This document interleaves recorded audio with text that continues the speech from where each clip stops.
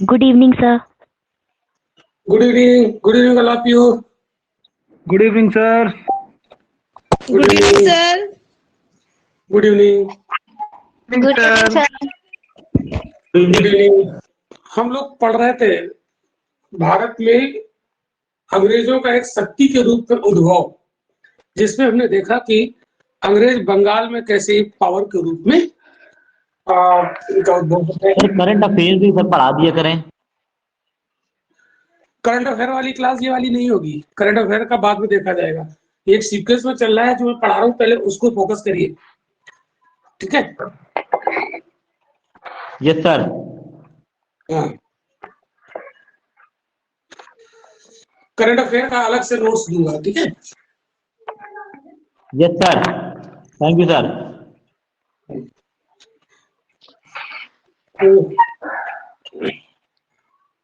चलिए मैं live chat बंद कर रहा हूँ, ये जो आपका वॉइस चैट है ये बंद कर रहा हूँ और क्लास को शुरू करता हूँ। तो भारत में अंग्रेज एक शक्ति के रूप में कैसे जन्म लेते हैं, इस टॉपिक को हम लोग पढ़ रहे थे और बहुत अच्छे से चीजों को हम लोग समझने का प्रयास कर रहे हैं। तो कल हमने आपको पढ़ाया था बंगाल विजय, जो कि कंप्लीट हो चुका था। बंगाल विजय, ठीक है? अंग्रेजों ने बंगाल को जीता और किस तरीके से फिर बंगाल में क्लाइव द्वैत शासन प्रणाली को शुरू करता है और कैसे वहां के संसाधनों को लूटता है। प्लासी और बक्सर बहुत अच्छे से समझ लिया। अब हम लोग बात करते हैं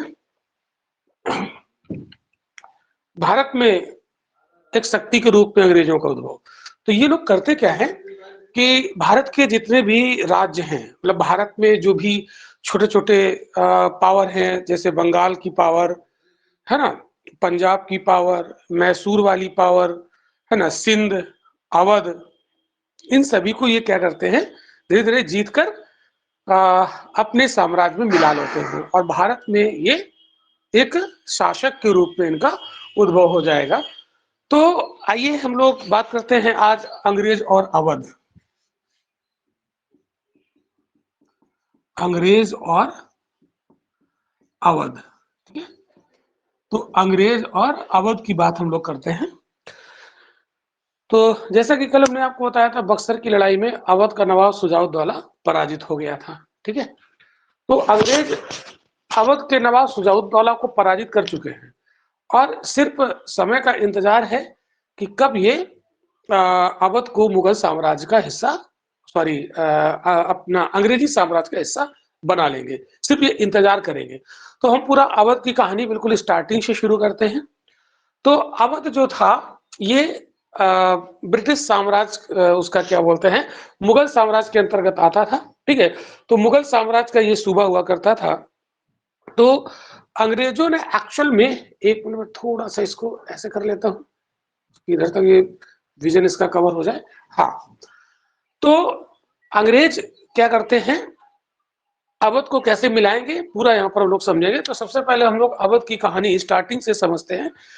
तो एक्चुअल में जो स्वतंत्र अवध राज था, स्वतंत्र अवध राज मतलब जो ऑटोनोमस अवध था, ये पहले मुगल साम्राज्य के अंतर्गत एक प्रांत हुआ करता था और इसको 1732 में 1732 में इसे एक स्वतंत्र राज्य के रूप में स्थापित किया था सादत खां बुरहानुल मुल्क ने। किसने स्थापित किया था? सादत खां बुरहानुल मुल्क। तो 1732 में सादत खां बुरहानुल मुल्क ने अवध को एक स्वतंत्र राज्य के रूप में स्थापित किया। बहुत इंपॉर्टेंट है, अवध को स्वतंत्र राज्य के रूप में किसने स्थापित किया? तो सादत खां बुरहानुल मुल्क ने इसको एक स्वतंत्र राज्य के रूप में स्थापित किया है, ठीक है? जैसे हैदराबाद को हमने आपको बताया था, निजामुल मुल्क ने उसे स्वतंत्र राज्य के रूप में तब्दील किया था। तो इसके बाद सादत खां के बाद जो अवध का अगला नवाब होता है वो होता है सफदरजंग। तो बुरहानुल मुल्क के बाद, सॉरी हाँ, सादत खां बुरहानुल मुल्क, इसके बाद जो होता है वो होता है सफदरजंग। सफदरजंग अवध का अगला नवाब होता है सफदरजंग। अब देखिए, हर एक नवाब से क्वेश्चन नहीं बनते हैं, जहां से क्वेश्चन बनेंगे उनको हम जरूर यहाँ पर डिस्कस करेंगे, ठीक? तो सादत खां बुरहानुल मुल्क के बारे में डिटेल में आपको नहीं पढ़ना, हाँ इतना जरूर जानना है कि इसका वास्तव में जो मूल नाम था वो क्या था। तो मूल नाम कभी-कभी कभी-कभी क्वेश्चन पूछ लिया जाता है।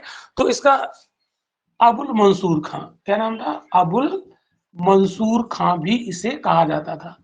अबुल मंसूर खां के नाम से भी इसको जानते थे। ठीक है, तो इसके बाद होता है शुजाउद्दौला। इसके बाद जो अगले नवाब की तरफ बढ़ेंगे वो होगा शुजाउद्दौला, है ना? और शुजाउद्दौला से क्वेश्चन बनते हैं। तो शुजाउद्दौला के बारे में हमने आपको इसके पहले वाले प्रीवियस लेक्चर में भी बताया था कि शुजाउद्दौला बक्सर की लड़ाई में मीर कासिम के गुट में शामिल था। ठीक है, तो शुजाउद्दौला से क्वेश्चन बनते हैं। तो अवध के नवाब शुजाउद्दौला के बारे में आपको क्या क्या जानना है, कुछ एक पॉइंट है वो यहाँ पर समझने हैं। तो शुजाउद्दौला, भारतीय इतिहास के दो बहुत फेमस युद्ध हुए हैं। एक हुआ है 1761 1761 एडी में, ये हुआ है पानीपत की तीसरी लड़ाई, third battle of Panipat, Panipat का तृतीय युद्ध। एक्चुअली पानीपत की 3 लड़ाइयां हुई। पहली लड़ाई हुई 1526 में बाबर और इब्राहिम लोदी के बीच में, दूसरी लड़ाई हुई 1556 मुगल और अफगानों के बीच में, अकबर, है ना। और इसके बाद जो तीसरी लड़ाई हुई है ये 1761 में पानीपत की हुई है, ये अफगान, अहमद शाह अब्दाली और मराठों के बीच में। ठीक है, तो जो पानीपत की तीसरी लड़ाई है ये और बक्सर की लड़ाई है ना 1764, तो ये 61 में, ये 64 में, ये बैटल ऑफ बक्सर। तो बक्सर वाला हमने प्रीवियस लेक्चर में पढ़ाया है, बक्सर का युद्ध। तो बक्सर के युद्ध में शुजाउद्दौला अंग्रेजों के अगेंस्ट है ना। तो त्रिगुट आपको बताया था, शुजाउद्दौला प्लस शाह आलम सेकंड और मीर कासिम। कौन?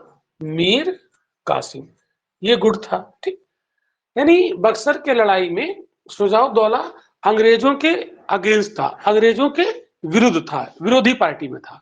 लेकिन जो पानीपत की लड़ाई यहाँ पर हुई है ये भारतीय शक्तियों का सहयोग नहीं कर रहा है इसमें। ठीक है, ये अहमद शाह अब्दाली की तरफ था। तो ये जो लड़ाई हुई थी पानीपत की तीसरी लड़ाई, ये किसके किसके बीच हुई थी? अफगान वर्सेस अफगान और वर्सेस मराठा।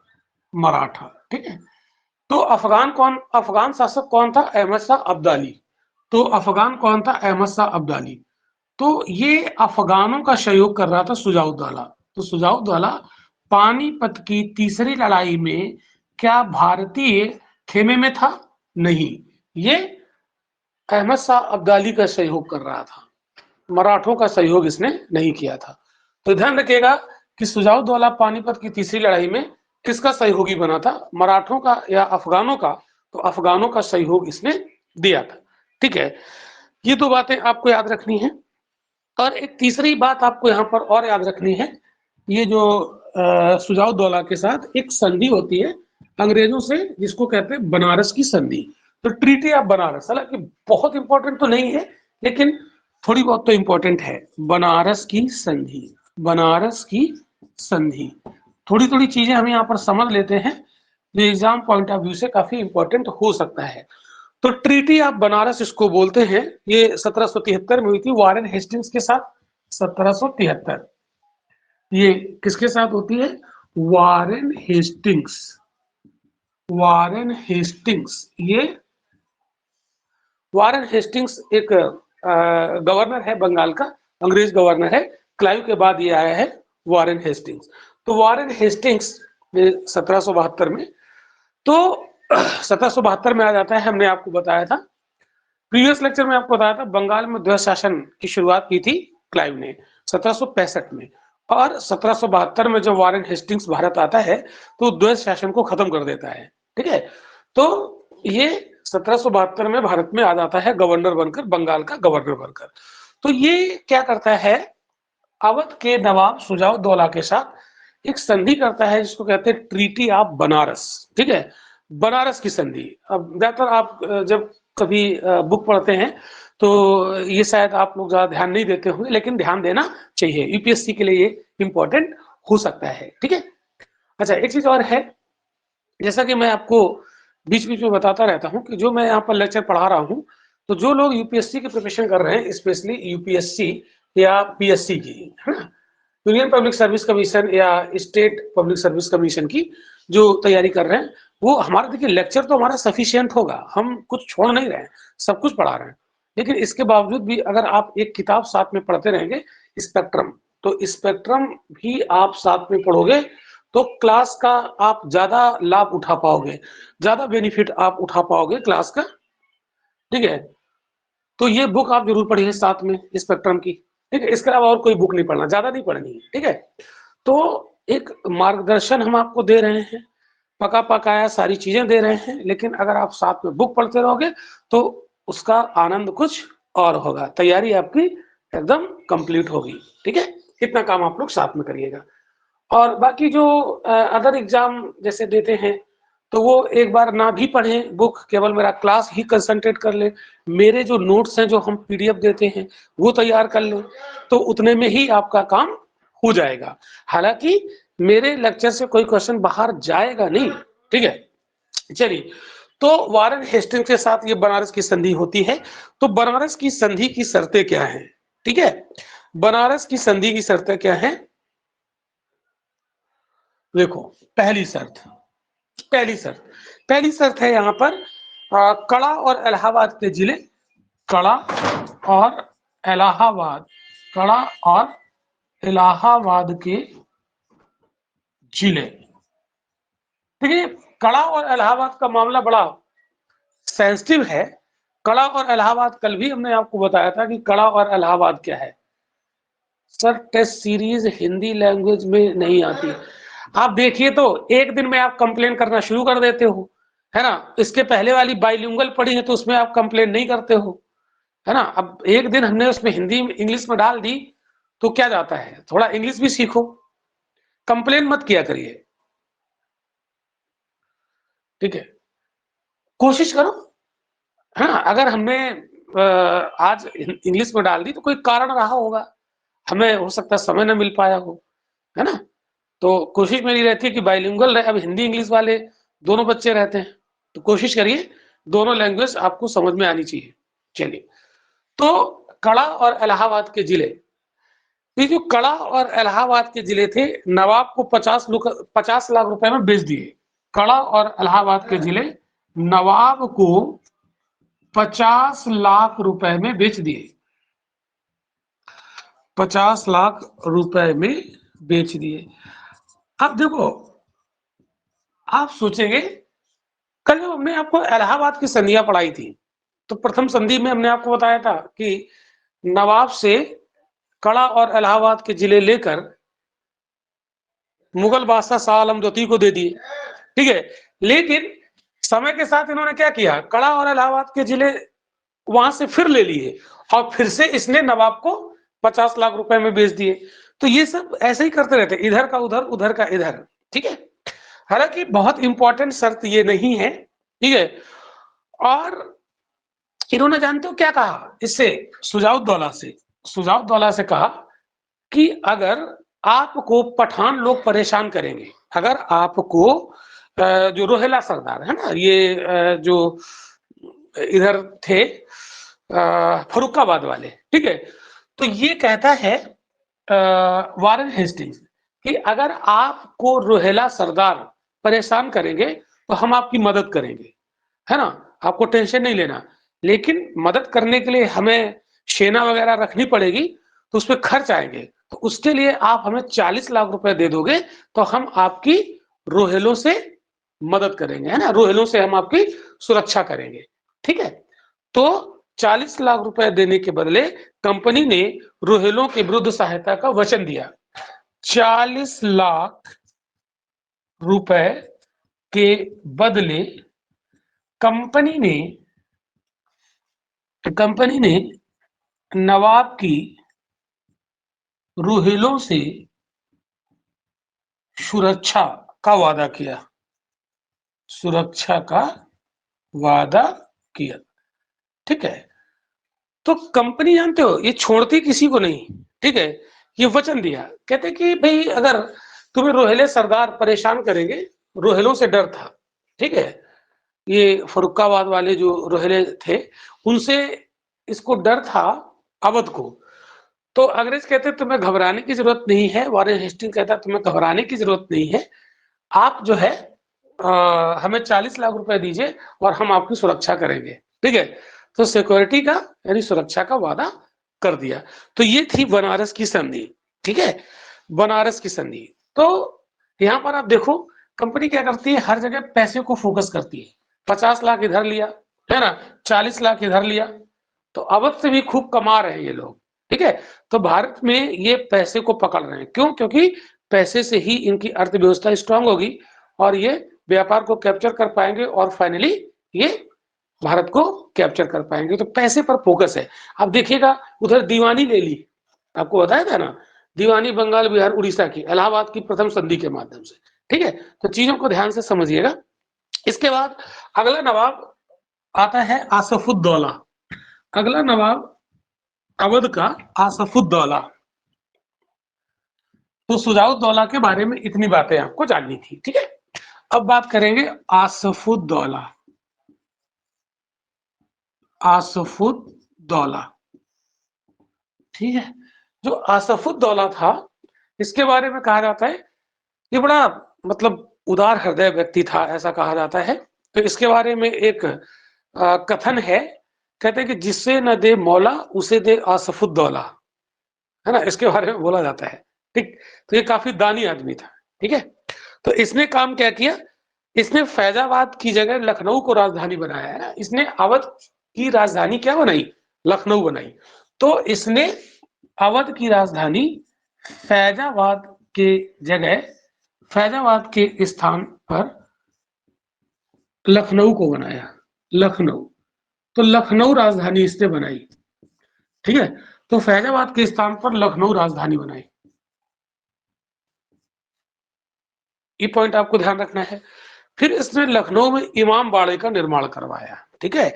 इमाम बाड़ा 1784 में इसने लखनऊ में इमाम बाड़ा का निर्माण करवाया। 1784 में इमाम बाड़ा बनवाया इसने। तो इमाम बाड़ा का निर्माण किसने करवाया, आसफुद्दौला ने। ये कुछ फैक्ट हैं, आप ध्यान रखिएगा, पूछ लेगा आपसे। और इसने एक संधि भी की थी अंग्रेजों के साथ, वारेन हेस्टिंग के साथ इसने एक संधि की थी जिसको कहते हैं फैजाबाद की संधि। ऐसे क्वेश्चन पूछ लिए जाते हैं, फैजाबाद की संधि, तो ट्रीटी ऑफ फैजाबाद। तो अगर आपसे फैजाबाद की संधि की शर्तें नहीं पूछेगा तो सिर्फ इतना पूछ लेगा कि फैजाबाद की संधि किसने, है ना, फैजाबाद की संधि किसने की, है ना, किसके साथ की। तो फैजाबाद की संधि लखनऊ के नवाब आसफुद्दौला के साथ या अवध के नवाब आसफुद्दौला के साथ किसने की थी, वारेन हेस्टिंग्स ने। तो ये संधि किसने की, वारेन हेस्टिंग्स। तो इतना क्वेश्चन भी आपसे पूछेगा। अब फैजाबाद की संधि की शर्तें क्या है वो उतनी इंपॉर्टेंट नहीं है, ठीक है? तो किसने किसने की ये क्वेश्चन आपसे पूछेगा, ठीक? तो वारेन हेस्टिंग के साथ ये संधि होती है और बनारस पर अंग्रेजों की सर्वोच्चता स्थापित हो जाती है। इस संधि से बनारस पर अंग्रेजों की सॉवरेनिटी, बनारस पर अंग्रेजों की सर्वोच्चता स्थापित हो जाती है, सर्वोच्चता स्थापित हो जाती है। तो बनारस में अंग्रेजों की सॉवरेनिटी हो जाती है इस संधि के माध्यम से। तो बनारस में अंग्रेज काफी शक्तिशाली हो जाते हैं फैजाबाद की संधि के माध्यम से, ठीक? तो ध्यान रखिएगा फैजाबाद की संधि किसके किसके बीच हुई, आपको हमने 4-5 बार बोल दिया है, अब तक आपको याद हो गया होगा, ठीक है? तो इलाहाबाद की संधियां हमने आपको कल बताई थी, ठीक है? बनारस की संधि हमने आपको बताई, ठीक है? और फैजाबाद की संधि बताई। तो ये बातें आपको याद रखनी थी। इसके बाद सादत खान, अगला नवाब होगा सादत खान। ये केवल सादत खान है और इसके पहले जो इसका फाउंडर था, मतलब स्वतंत्र अवध राज का संस्थापक था, वो सादत खान बुरहानुल मुल्क था। वो और ये अलग अलग है, एक ही नहीं, ठीक है? तो सादत खान ये लखनऊ का अगला नवाब होगा। और अंग्रेजों से सहायक संधि इसने की थी, ये इंपॉर्टेंट पॉइंट है, बहुत इंपॉर्टेंट है। अंग्रेजों से सहायक संधि थी। तो ये सब्सिडरी अलायंस था, क्या बोलते हैं इसको इंग्लिश में, सब्सिडरी अलायंस। ये थी सहायक संधि। सहायक संधि भारत में किसने इसको लागू किया भारत में, वो था लॉर्ड वेलेजली। कौन था? Lord Wellesley. तो ये सहायक संधि क्या होती है, इसकी क्या बातें हैं, ये हम लोग समझेंगे अलग से। तो भारत में सहायक संधि किसने लागू की? अंग्रेज गवर्नर लॉर्ड वेलेजली। सहायक संधि अगर कोई स्वीकार कर लेता है तो जो पार्टी, जो शासक अंग्रेजों की अर्थात लॉर्ड वेलेजली की सहायक संधि को स्वीकार करता है, उसकी स्वतंत्रता खत्म हो जाती है ना, उसकी आजादी खत्म हो जाती है, वो टोटली अंग्रेजों पर डिपेंड हो जाते हैं। तो ये सहायक संधि के माध्यम से क्या करता है, भारतीय शासकों को पंगु बना देता है। तो आगे हम लोग सीखेंगे कि सहायक संधि क्या है, क्यों खतरनाक है। तो अवध का नवाब जिसने वेलेजली या अंग्रेजों की सहायक संधि को स्वीकार किया था, तो वो कौन था? ध्यान रखिएगा, सादत खां था। ठीक है। दूसरा पॉइंट, इलाहाबाद का किला इसने अंग्रेजों को दे दिया। इलाहाबाद का किला अंग्रेजों को दे दिया, अब देख रहे हैं भारत में इतने कमजोर शासक हैं। पहली बात तो इस समय भारत में जो मुगल बादशाह है वो काफी कमजोर हो जाता है, तो छोटे छोटे शासक पैदा होते हैं, स्थानीय शासक, वो इतने शक्तिशाली नहीं होते हैं और अंग्रेज उन्हें धीरे धीरे निगलते चले जाते हैं। ठीक है। तो इलाहाबाद का किला जो था वो अकबर ने बनवाया था और ये अब अंग्रेजों के कब्जे में आ जाता है। तो ये था सादत खां। इसके बाद अगला लखनऊ का नवाब है, या जिसको हम अवध बोलते हैं, अवध का नवाब। तो इसके बाद अगला नवाब होता गाजीउद्दीन हैदर अली खां।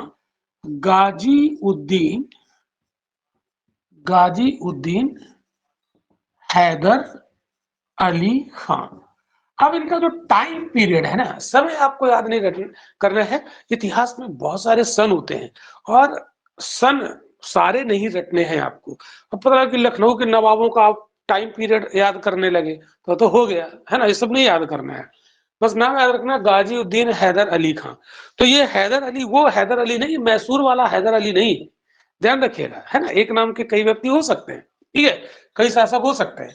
तो ये हैदर अली खां, इसने मतलब वारेन हेस्टिंग्स ने इसको राजा की उपाधि दी थी, है ना। इसको वारेन हेस्टिंग्स जो अंग्रेज गवर्नर था, वारेन हेस्टिंग्स ने इसे राजा की उपाधि दी, राजा की उपाधि इसको दी। ठीक है। तो ये अपने खानदान का पहला राजा कहलाया, है ना। तो ये ईयर की वजह से हम इतिहास कठिन लगती है। देखिए अंचल, ईयर आपको बहुत ज्यादा नहीं याद करने हैं, क्योंकि इतिहास में तो बहुत सारे ईयर भरे पड़े हुए हैं, हर एक ईयर में कुछ ना कुछ हुआ है। तो आपको सभी सन याद नहीं करने हैं, जो सन पूछे जाते हैं वो हम आपको बताते रहेंगे। अगर आप सन याद करोगे तो इतिहास बहुत बोझिल हो जाएगा, आप कर ही नहीं पाओगे तैयार। ठीक है। और बाकी जो नेशनल मूवमेंट वगैरह जो ईयर है वो सब हम आपको क्लास में ही याद करा देंगे, ऐसे ही लर्न हो जाएंगे। ठीक है, ज्यादा आपको नहीं लर्न करने हैं। ठीक है। तो वारेन हेस्टिंग्स ने इसको क्या उपाधि दी? राजा की। तो लखनऊ का जो नवाब है ये हैदर अली खां, गाजीउद्दीन हैदर अली खां, ये अपने खानदान का पहला राजा है ना। इसके पहले किसी को कोई राजा की उपाधि नहीं मिली थी। ठीक, तो याद रखिएगा, ये क्वेश्चन आपसे पूछ सकता है। ठीक, तो वारेन हेस्टिंग्स ने दिया था इसको ये टाइटल, ये उपाधि दिया था। ओके, अब हम लोग बात करते हैं अगले, तो नासिरुद्दीन हैदर। इसके बाद कुछ और भी हैं, बस इसमें एक ही पॉइंट इंपॉर्टेंट था, ज्यादा इंपॉर्टेंट यहाँ पर नहीं था। अब इसके बाद और भी इसकी क्रोनोलॉजी में और भी नवाब हुए हैं, तो वो सब नवाब आपको लर्न नहीं करने हैं, है ना। जिसने कोई वर्क नहीं किया उसका क्वेश्चन नहीं बनेगा। फिर मोहम्मद अली शाह आएगा, अमजद अली शाह आएगा, फिर हम सीधे पहुंचते हैं, 2-3 हमने यहाँ पर नाम लेकर छोड़ दिए, सीधे पहुंचते हैं वाजिद अली शाह। वाजिद अली शाह ये लखनऊ का अंतिम नवाब है, ये लखनऊ का अंतिम नवाब था, है ना, वाजिद अली शाह। और चूंकि अंतिम है तो एक बार आप इसका समय चाहो तो याद कर लो, 1847 से 56 तक, चाहो तो 56 तक, ठीक है, ये इसका समय है। एक मोटा मोटा आइडिया आप यहाँ पर रख सकते हैं कि 1856 तक, क्योंकि अगली साल 1857 में विद्रोह होगा, तो 1856 तक ऐसे आप इसको कोरिलेट कर लीजिएगा। तो 1856 तक यानी 1857 के विद्रोह के पहले तक कौन था? वाजिद अली शाह। तो वाजिद अली शाह ये लखनऊ का अंतिम नवाब था, ठीक है। तो ये वाजिद अली शाह, इसे अख्तर पिया कहा जाता है, इसका एक उपाधि है अख्तर पिया, इसे अख्तर पिया कहा जाता है। ये इंपॉर्टेंट है, पीसेस में आया था क्वेश्चन, किसे अख्तर पिया के नाम से जानते हैं? तो ये है Wajid Ali Shah, last Nawab of Awadh, ठीक है।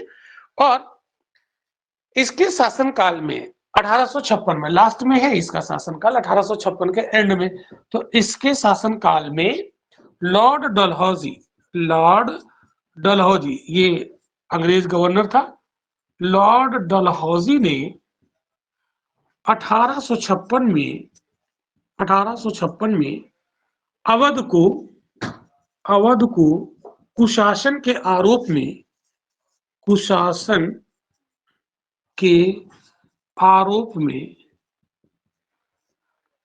ब्रिटिश साम्राज्य में मिला लिया, ब्रिटिश साम्राज्य में मिला लिया। अब देखिए, ये बड़ा इंपॉर्टेंट क्वेश्चन है ना, ये बहुत, ये दोनों ही पॉइंट काफी इंपॉर्टेंट है। ये एक बार यूपीएससी में क्वेश्चन पूछा गया था कि अवध को कब और किसने मिलाया? तो अवध को 1856 में लॉर्ड डलहौजी ने मिलाया। ये भी क्वेश्चन पूछा जाता है, क्या वजह क्या बताई मिलाने की? तो कुशासन, है ना, कुशासन, एक होता है गुड गवर्नेंस, सुशासन, और एक होता है कुशासन, बैड गवर्नेंस।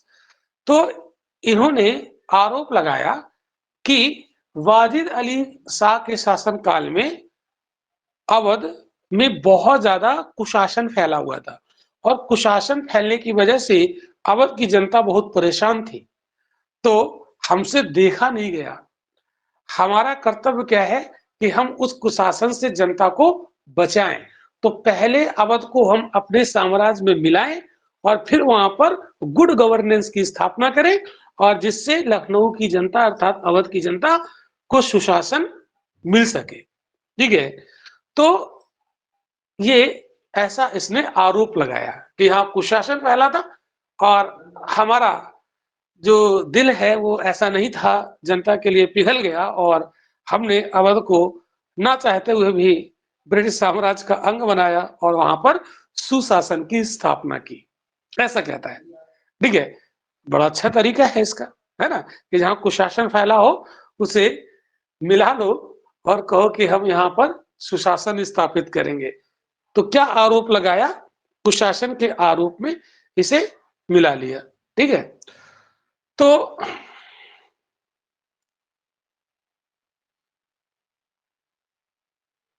ठीक है, तो इस तरीके से ये देखिए, आप लोग क्वेश्चन जो है ना, जहां पर डाउट होते हैं, अगर कोई आपके डाउट हैं तो पहली बात तो अभी हम वॉइस चैटिंग का मैसेज ऑप्शन देंगे, तब आप क्लियर कर लीजिएगा, है ना। और दूसरा, आप डाउट को लिखते रहिए। तो हम वीक में एक डाउट सेशन भी रखेंगे, मतलब 6 दिन जो हम पढ़ाएंगे, उस 6 दिन में जितने भी आपके डाउट हैं तो उसका हम डाउट सेशन भी रखेंगे। वो लिख के रखिए डाउट, और डाउट सेशन में वो आप लोग हमसे पूछिए, सारे क्लियर करेंगे, ठीक है। क्योंकि हम क्लास यहाँ पर फ्लो में पढ़ा रहे हैं, तो थोड़ा सा डाउट जो है बार बार हम चैट देखेंगे तो फिर थोड़ा सा वो मजा नहीं आएगा, क्योंकि क्लास रिकॉर्ड भी हो रहा है ना, एक ये कोर्स भी तैयार हो रहा है। तो भाई जो रिकॉर्डेड कोर्स से लोग फिर परचेज करेंगे ना, आप लोग भी तो परचेज करो, ठीक है। तो चलिए, तो यहाँ पर वाजिद अली शाह, अब देखिएगा वाजिद अली शाह की एक बेगम है जिनका नाम है बेगम हजरत महल। तो इनका तो साम्राज्य छीन लिया गया, अवध को मुगल ब्रिटिश साम्राज्य का अंग बना लिया गया, ठीक है। तो अब इनकी बेगम परेशान है। बेगम क्या है? हजरत महल। हजरत महल ये परेशान हो गई, ठीक। अब बेगम हजरत महल ने क्या किया, इन्होंने अपने पुत्र बिरजिस कादिर को अवध का नवाब घोषित किया, है ना। तो इन्होंने पुत्र बिरजिस कादिर, इनका जो लड़का था वो था बिरजिस कादिर। बिरजिस कादिर को अवध का नवाब घोषित किया है, लखनऊ का नवाब, अवध का नवाब घोषित किया। अंग्रेज कहते हैं कोई अवध में नवाब नहीं बनेगा, लेकिन इन्होंने अपने पुत्र को अवध का नवाब घोषित कर दिया। इसका मतलब है अंग्रेजों की आज्ञा का इन्होंने अवहेलना कर दिया, है ना। और अंग्रेजों की आज्ञा का अवहेलना करके इन्होंने 1857 में अवध में विद्रोह कर दिया, लखनऊ में विद्रोह कर दिया, घोषित किया और 1857 के विद्रोह में भाग लिया। 1857 के विद्रोह में इन्होंने पार्टिसिपेट किया। विद्रोह में लिख नहीं पा रहा हूँ, विद्रोह में भाग लिया, ठीक है। और ये अंग्रेजों से लड़ते लड़ते लास्ट में नेपाल चली गई, ठीक है। तो अंग्रेजों से लड़ते लड़ते ये फिर लास्ट में कहाँ चली गई? नेपाल चली गई।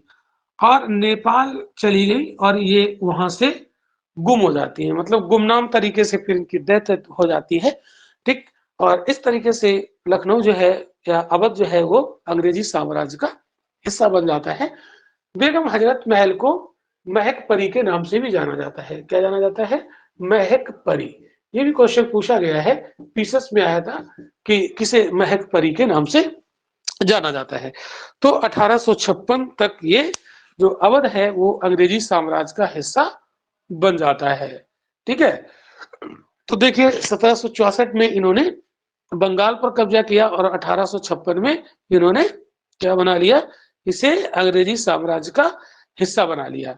अब मैं एक चीज आपको यहाँ पर क्लियर करना चाहता हूं कि अंग्रेजों ने जब बक्सर की लड़ाई लड़ी और बक्सर की लड़ाई में जब इन्होंने अवध के नवाब शुजाउद्दौला को पराजित कर दिया, शाह आलम सेकंड को पराजित कर दिया और मीर कासिम को पराजित कर दिया, तो इन्होंने अवध को उसी समय क्यों नहीं अंग्रेजी साम्राज्य में मिलाया?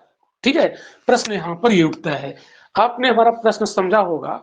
जब बक्सर की लड़ाई में त्रिगुट पराजित हो गया तो चाहते तो अंग्रेज उसी समय अवध को ब्रिटिश साम्राज्य का हिस्सा बना लेते, फिर भी नहीं बनाया। उसकी वजह क्या है, आइए देखते हैं।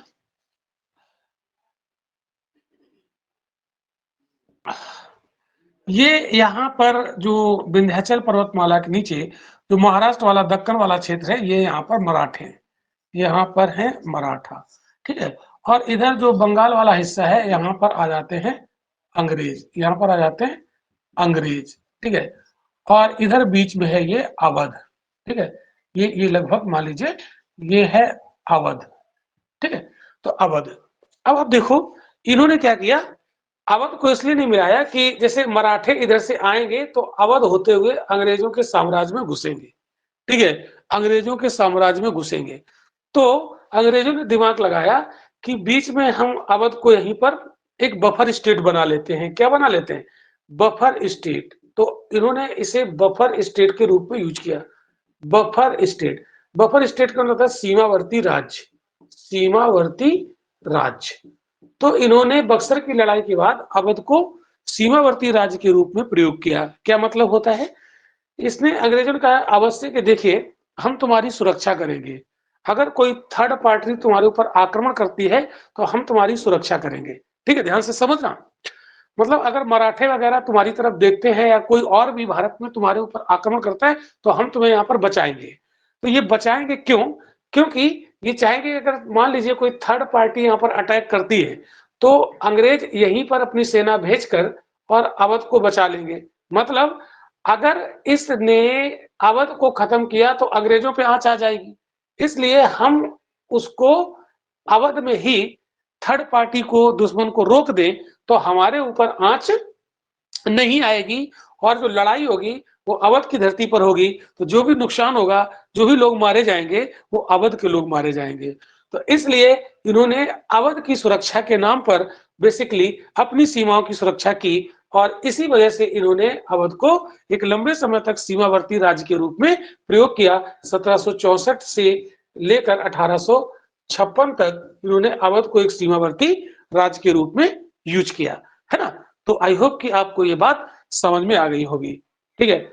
अब एक बार आप बताइए कि अवध को सीमावर्ती राज्य के रूप में इन्होंने यूज किया, तो क्या ये बात आपको समझ में आई? सीमावर्ती राज्य या बफर स्टेट, वॉइस चैटिंग का ऑप्शन खुला हुआ है, बोलिए। सर Yes, 1764 1764 सर मेरा क्वेश्चन है हाँ, सर मेरा क्वेश्चन ये है कि जितने भी नवाब बने हैं जिन्होंने जी। अपने स्टेट को इंडिपेंड किया है फ्रॉम मुगल एम्पायर, तो वो अपने आप को सुल्तान क्यों नहीं कहलाते थे? नवाब ही उन्होंने क्यों कहलाया? क्योंकि उन्होंने चलिए इसको इंडिपेंडेंस तो बाद में बात एक्वायर करेंगे। सुल्तान एक्चुअल में, सुल्तान पहली बात तो वो दिल्ली सल्तनत का कॉन्सेप्ट था, ठीक है। तो सुल्तान और ये बादशाह, रही बात की अगर आप ये कहें कि ये बादशाह क्यों नहीं कहलाए, तो ये बादशाह मुगल बादशाह को अभी चैलेंज नहीं करना चाहते हैं, है ना। मुगल बादशाह को ये अभी नकारना नहीं चाहते हैं, तो इसलिए अपने आप को ये बादशाह नहीं बोलते हैं, क्योंकि मुगल बादशाह अभी अस्तित्व में है ना, जी। है ना। तो वो भी चलेगा, Yes, वो sir. उनकी सिंपैथी, हाँ ठीक है। Okay, thank you sir. चलिए तो हम एक अगले टॉपिक की तरफ बढ़ते हैं और वॉइस चैटिंग हम बंद कर रहे हैं।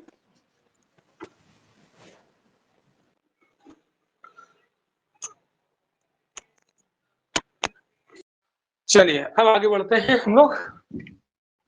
तो ये अवध हमारा होता है कंप्लीट। अब अगला जो टॉपिक हम लोग शुरू कर रहे हैं, तो बार बार मैं आपको याद दिला रहा हूं कि हम पढ़ रहे हैं भारत में अंग्रेजों का एक शक्ति के रूप में, एक पावर के रूप में उद्भव, ओरिजिन। तो यहाँ पर हम लोग अभी देखें, अंग्रेजों ने बंगाल को निपटाया, फिर अंग्रेजों ने अवध को निपटाया। अब हम बात करेंगे अंग्रेज और मैसूर, ठीक है। बहुत इंपॉर्टेंट है अंग्रेज और मैसूर।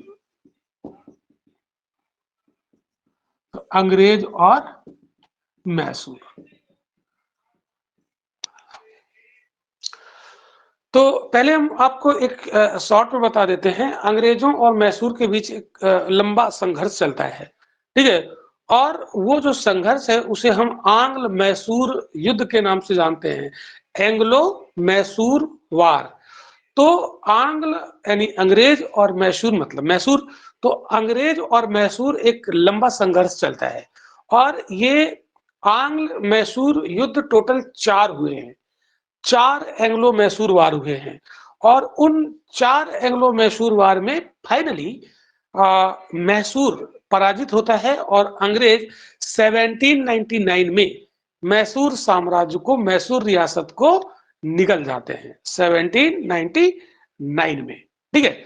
तो 4 एंग्लो मैसूर वार हुए हैं और उन मैसूर वार में फाइनली कौन जीतता है? अंग्रेज, और वो मैसूर को भी निकल जाते हैं। तो सबसे पहले हम लोग बात करेंगे कि ये मैसूर रियासत आई कहां से, ठीक है। तो मैसूर की थोड़ी सी हम लोग बैकग्राउंड समझते हैं, ठीक है। मैसूर रियासत का जन्म कैसे हुआ, तो ये हम आपको ले जाएंगे थोड़ा सा मेडाइवल हिस्ट्री में, साउथ इंडिया में। तो साउथ इंडिया में एक साम्राज्य हुआ करता था, इसको कहते थे विजयनगर एम्पायर, विजयनगर साम्राज्य। साउथ इंडिया में एक साम्राज्य हुआ करता था जिसको कहते थे हम लोग विजयनगर एम्पायर। तो जो विजयनगर एम्पायर था, इसकी स्थापना 1336 ईस्वी में होती है हरिहर और बुक्का के द्वारा, और मोहम्मद बिन तुगलक का शासन काल था दिल्ली में, ठीक है। उत्तर भारत में मोहम्मद बिन तुगलक शासक हुआ करता था, दिल्ली सल्तनत का शासक था, और उसके शासन काल में साउथ में हरिहर और बुक्का ने एक एम्पायर स्थापित किया जिसे कहते हैं विजयनगर एम्पायर। और उस विजयनगर एम्पायर का अपना एक गौरवशाली इतिहास रहा है जिसमें कृष्णदेवराय जैसे महान शासक पैदा हुए। एक बार रिपीट कर दीजिए। बेटा रिपीट यहाँ पर ना करवाइए, नहीं तो क्लास लंबा हो जाएगा। आप रिकॉर्डेड लेक्चर फिर से देख लीजिएगा, है ना? जहाँ पे आपको लगता है कि कोई चीज प्रॉब्लम की है तो आप रिकॉर्डेड लेक्चर देखिएगा, आपको क्लियर हो जाएगा। फिर भी ना क्लियर हो तो आप लिख लीजिएगा क्वेश्चन अपने डाउट में, और डाउट सेशन रखेंगे, उसमें हम लोग डिस्कस कर लिया करेंगे। ओके, तो विजयनगर एम्पायर 1336 में स्थापित होता है हरिहर और बुक्का के द्वारा। फिर ये विजयनगर साम्राज्य काफी यहाँ पर मतलब विकसित होता है, और फिर कोई भी साम्राज्य अपने अगर पीक पर पहुंचता है, अपने क्लाइमेक्स पर पहुंचता है, अपने चरम पर पहुंचता है, तो उसका डिक्लाइन भी होता है। ठीक है, तो 1565 की बात है, 1565, ठीक है, 1565 में, यानी ये 16th सेंचुरी का समय चल रहा है, 16वीं शताब्दी का टाइम चल रहा है, 1565। ये भारतीय इतिहास का एक बहुत ही ये कह सकते हैं साउथ इंडिया की हिस्ट्री में ये एक बड़ा टर्निंग पॉइंट है, ये जो समय है 1565 का। इसमें क्या हुआ, देखिए साउथ इंडिया में एक साम्राज्य और हुआ करता था, बहमनी साम्राज्य। कौन हुआ करता था? बहमनी साम्राज्य। इसकी भी स्थापना साउथ इंडिया में हुई थी, और मोहम्मद बिन तुगलक के काल में, ठीक है, 1346 में, ये 36 में 46 में। ये एक मुस्लिम सल्तनत थी, है ना, ये एक मुस्लिम रियासत थी। इसका विघटन हुआ, ये टूट गया, और टूटने के बाद यहाँ पर कुछ छोटे छोटे शासक पैदा हुए बहमनी साम्राज्य के विघटन के बाद, जैसे बीजापुर, बीदर, अहमदनगर, गोलकुंडा, ये सब आते हैं, है ना। तो छोटी छोटी रियासतें आती हैं, बीजापुर, अहमदनगर, गोलकुंडा, गोलकुंडा, ठीक है, बीजापुर, अहमदनगर, गोलकुंडा, बीदर, बरार, बीदर, बरार, ये सल्तनत, ठीक है। आगे चलकर बीजापुर को, गोलकुंडा को औरंगजेब मुगल साम्राज्य का हिस्सा बना लेता है, ठीक है, और अहमदनगर को शाहजहां मुगल साम्राज्य में मिला लेता है। लेकिन वो बात की कहानी है, ठीक। हम लोग अभी बात कर रहे हैं 1565 की, ठीक। तो ये जो विजयनगर साम्राज्य है, ये साउथ में एक हिंदू साम्राज्य और ये मुस्लिम सल्तनत है, ठीक है। तो इन मुस्लिम सल्तनतों ने क्या बनाया, गुटबाजी की, एक गुट बनाया, बीजापुर, अहमदनगर, गोलकुंडा और बीदर ने। आज क्लास थोड़ा सा लंबा चलेगा, हो सकता है आज क्लास 8:30 तक चले, तो अगर किसी को कोई समस्या हो तो बीच में वो लाइव क्लास से जा सकता है, रिकॉर्डेड देख लीजिएगा, क्योंकि इस टॉपिक को हम पूरा फिनिश करेंगे तभी क्लास को बंद करेंगे, ठीक है। चलिए, किसी को कोई प्रॉब्लम तो नहीं?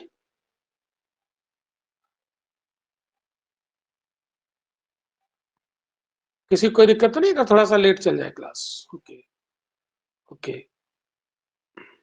तो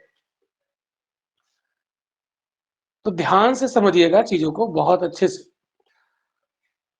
तो ये जो 4 सल्तनत है ना, यहाँ पर हम लिखी तो 5 है, बरार भी लिखा है, लेकिन इन 4 मुस्लिम सल्तनत ने क्या बनाया, एक गुटबाजी की, और गुट बनाकर विजयनगर साम्राज्य पर आक्रमण कर दिया, गुट बनाकर विजयनगर साम्राज्य पर आक्रमण कर दिया।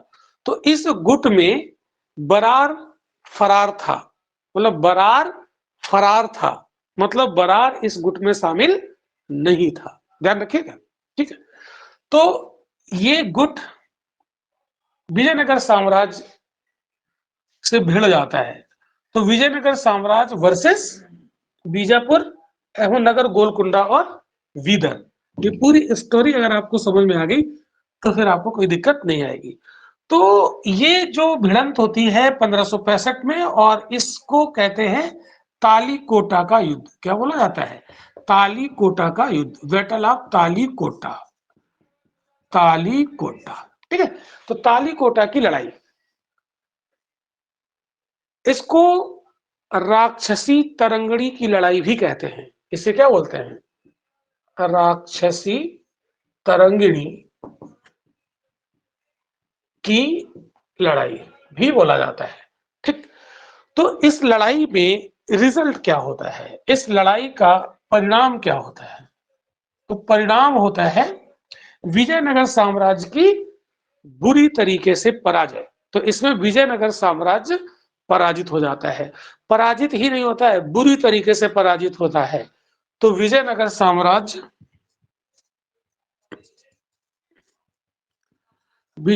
साम्राज्य की पराजय, ये पराजित हो जाता है और यहीं से विजयनगर साम्राज्य का डिक्लाइन शुरू हो जाता है। यहीं से विजयनगर साम्राज्य का पतन शुरू हो जाता है, ध्यान रखिएगा, ठीक है। और पतन, जब इसका पतन हुआ तो पतन होने के बाद ये जो विजयनगर साम्राज्य एक ऐसा साम्राज्य था जो साउथ इंडिया में बहुत ही गौरवशाली साम्राज्य था। तो ये विजयनगर साम्राज्य रूपी भवन खंडहरों में बदल जाता है। तो विजयनगर साम्राज्य खंडहर में परिवर्तित हो जाता है, ठीक है। तो वो जो खंडहर होता है ना, उसको रूइंस कहते हैं। क्या कहते हैं? रूइंस, खंडहर। तो विजयनगर साम्राज्य खंडहरों में बदल जाता है ना। और इन्हीं खंडहरों पर देखिए, एक साम्राज्य खत्म होता है तो उसकी जगह पर फिर कोई दूसरा उभर कर आता है। तो इन्हीं खंडहरों में कई छोटी छोटी रियासतों का जन्म होता है। तो विजयनगर साम्राज्य के पतन के बाद जहां पर विजयनगर साम्राज्य था, वहां पर फिर छोटी छोटी रियासतों का जन्म होता है और उन्हीं रियासतों में से एक होता है मैसूर रियासत। तो उसी में से जन्म लेती है मैसूर रियासत, ठीक है। तो ये जल्दी से वॉइस चैटिंग का ऑप्शन हमने दिया हुआ है। मैसूर रियासत का जन्म कैसे हुआ, ये बात आपको समझ में आई? खंडहर से। Yes sir. आया समझ में? Yes sir. Yes sir. है ना। तो मैसूर रियासत कहां से निकल के आती है, ठीक है। Yes sir. Okay sir. अब हम लोग इसके आगे मैसूर रियासत को आगे देखते हैं।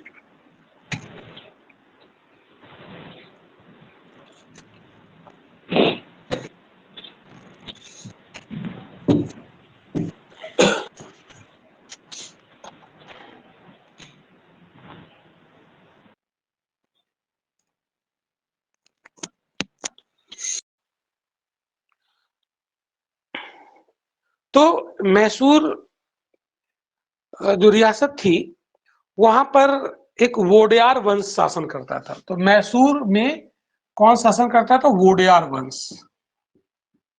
एक वोडेयार डायनेस्टी थी, वोडेयार वंश। तो वोडेयार वंश की स्थापना होती है 1612 में। ये कब होती है? 1612 एडी में। ये वहां पर मैसूर में एक डायनेस्टी होती है जिसको कहते हैं वोडेयार डायनेस्टी। तो वोडेयार डायनेस्टी की स्थापना हो जाती है मैसूर में और वोडेयार वंश आगे इतिहास को बढ़ाता है, ठीक है। और वोडेयार वंश में जो लास्ट शासक होता है, वोडेयार वंश का जो अंतिम शासक होता है, उसका नाम होता है चिक्का कृष्ण राज सेकंड। तो वोडेयार वंश का अंतिम शासक, तो मैसूर में वोडेयार वंश था और वोडेयार वंश का अंतिम शासक था चिक्का कृष्णराज सेकंड। अब चिक्का कृष्णराज सेकंड के दरबार में दो मंत्री थे, ठीक है। तो चिक्का कृष्णराज के दरबार में यहाँ पर दो मंत्री थे और संयोग से ये दोनों मंत्री आपस में भाई थे, बोथ आर ब्रदर। एक का नाम था देवराज और एक का नाम था नंजराज। देवराज और नंजराज, ये दोनों मंत्री थे, ठीक, दोनों भाई थे। अब आप देखिएगा कि ये चिक्का कृष्णराज द्वितीय था, ये उतना योग्य शासक नहीं था। तो जब योग्य शासक नहीं होगा तो सत्ता बेसिकली इन दोनों भाइयों के हाथ में थी। तो नाम मात्र के लिए शासक था चिक्का कृष्णराज सेकंड, लेकिन चिक्का कृष्णराज सेकंड सिर्फ शासक था, बाकी सारी शक्तियों का प्रयोग ये दोनों मंत्री ब्रदर करते थे, ठीक है। तो कृष्णराज सेकंड के काल में देवराज और नंदराज की सारी बातें वहां पर मानी जाती थी। अब इसमें जो नंदराज था, इसने एक हैदर अली नाम का आदमी था, उसे इसने सेना में भर्ती किया। ठीक है, किसको? हैदर अली को। तो नंजराज ने हैदर अली को सेना में मौका दिया। और ये जो हैदर अली है, सेना में शामिल होने के बाद ये आगे चलकर मैसूर का शासक बन जाएगा। इसका मतलब ये हैदर अली जो कैरेक्टर है ये काफी योग्य है। ठीक है, तो हैदर अली ये क्या बन जाएगा? ये मैसूर रियासत का शासक बन जाएगा। तो 1749 में हैदर अली एक सैनिक के रूप में मैसूर की सेना में शामिल होता है। 1749 में ये अपना सैन्य कैरियर की शुरुआत करता है 1749 में, और फिर ये धीरे धीरे मैसूर का क्या बन जाता है? शासक बन जाता है। तो इतना इंपॉर्टेंट आदमी अगर कोई है तो उसके बारे में हमें थोड़ा सा जानना पड़ेगा। तो ये जो हैदर अली है ये कहां से आया? ठीक है, तो हैदर अली के बारे में दो चार बातें हम लोग जान लेते हैं। हैदर अली का जन्म 1722 में हुआ था। आपसे पूछेगा नहीं एग्जाम में, है ना, लेकिन थोड़ा सा जान लेते हैं। हैदर अली का जन्म 1722 में हुआ था। ठीक है, 1722 में इसका जन्म कोलार जिले में, है ना, मैसूर अब तो आज की डेट में ये कर्नाटक में पड़ेगा, तो वहां पर कोलार पड़ता है। कोलार आज की डेट में ये सोने की खदानों के लिए फेमस है। ठीक है, तो कोलार में इसका जन्म हुआ था। मैसूर से रियासत थी, आज तो वो कर्नाटक है, तो कर्नाटक में मैसूर आता है। तो कोलार डिस्ट्रिक्ट में इसका जन्म हुआ था, और इसके फादर का नाम था फतेह मोहम्मद। इसके जो पिता थे उसका नाम था फतेह मोहम्मद। ठीक है, तो ये जो इसके फादर थे फतेह मोहम्मद, ये मैसूर के किले में जॉब करते थे, है ना। ये मैसूर के किले में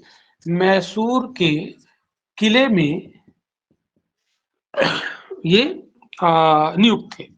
ठीक है, मैसूर के किले में इनका अपॉइंट किया गया था। अपॉइंटमेंट किनका किया गया था? तो ये वहां पर एक सेना के अधिकारी थे, है ना, जो किलों पे जो सेना रहती है उसके ये एक अधिकारी थे। ठीक, तो अब इसको मौका मिल जाता है हैदर अली को मैसूर की सेना में। ठीक है, तो ये अपना एक सैन्य कैरियर की शुरुआत करता है, और धीरे धीरे ये तो सेना एक सिपाही से, एक सोल्जर से, एक सैनिक से शासक बनने तक का इसका सफर यहाँ पर हम लोग देखेंगे। और फिर ये अंग्रेजों से कैसे इसका मुकाबला होता है। फिर इसका लड़का आ जाता है टीपू, फिर टीपू कैसे अंग्रेजों से लड़ता है, और फिर कैसे अंग्रेज टीपू को खत्म करके फाइनली मैसूर को अपने साम्राज्य का अंग बना लेते हैं। ये पूरा यहाँ पर हम लोग खत्म करने का प्रयास करेंगे। तो यहाँ पर 1755 में, 1749 में तो इसका अपॉइंटमेंट हो ही जाता है सेना में, है ना। तो 1749 से इसकी एंट्री यानी प्रवेश शुरू होता है। ठीक है, आर्मी में। फिर इसने क्या किया, 1755 तक आते आते इसका प्रमोशन हो जाता है। 1755 तक आते आते ये क्या करता है, हैदर अली जो है मैसूर के डिंडीगुल का एक किला होता है मैसूर में, डिंडीगुल फोर्ट, वहां का ये फौजदार बन जाता है। ठीक है, तो 1755 में ये मैसूर में एक किला है डिंडीगुल, ये डिंडीगुल का फौजदार मतलब एक अधिकारी होता है, तो फौजदार बन जाता है। तो डिंडीगुल का ये फौजदार नियुक्त कर दिया जाता है, ये अधिकारी होता है।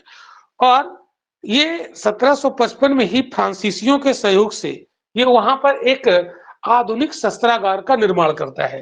तो 1755 में फ्रांसीसियों के सहयोग से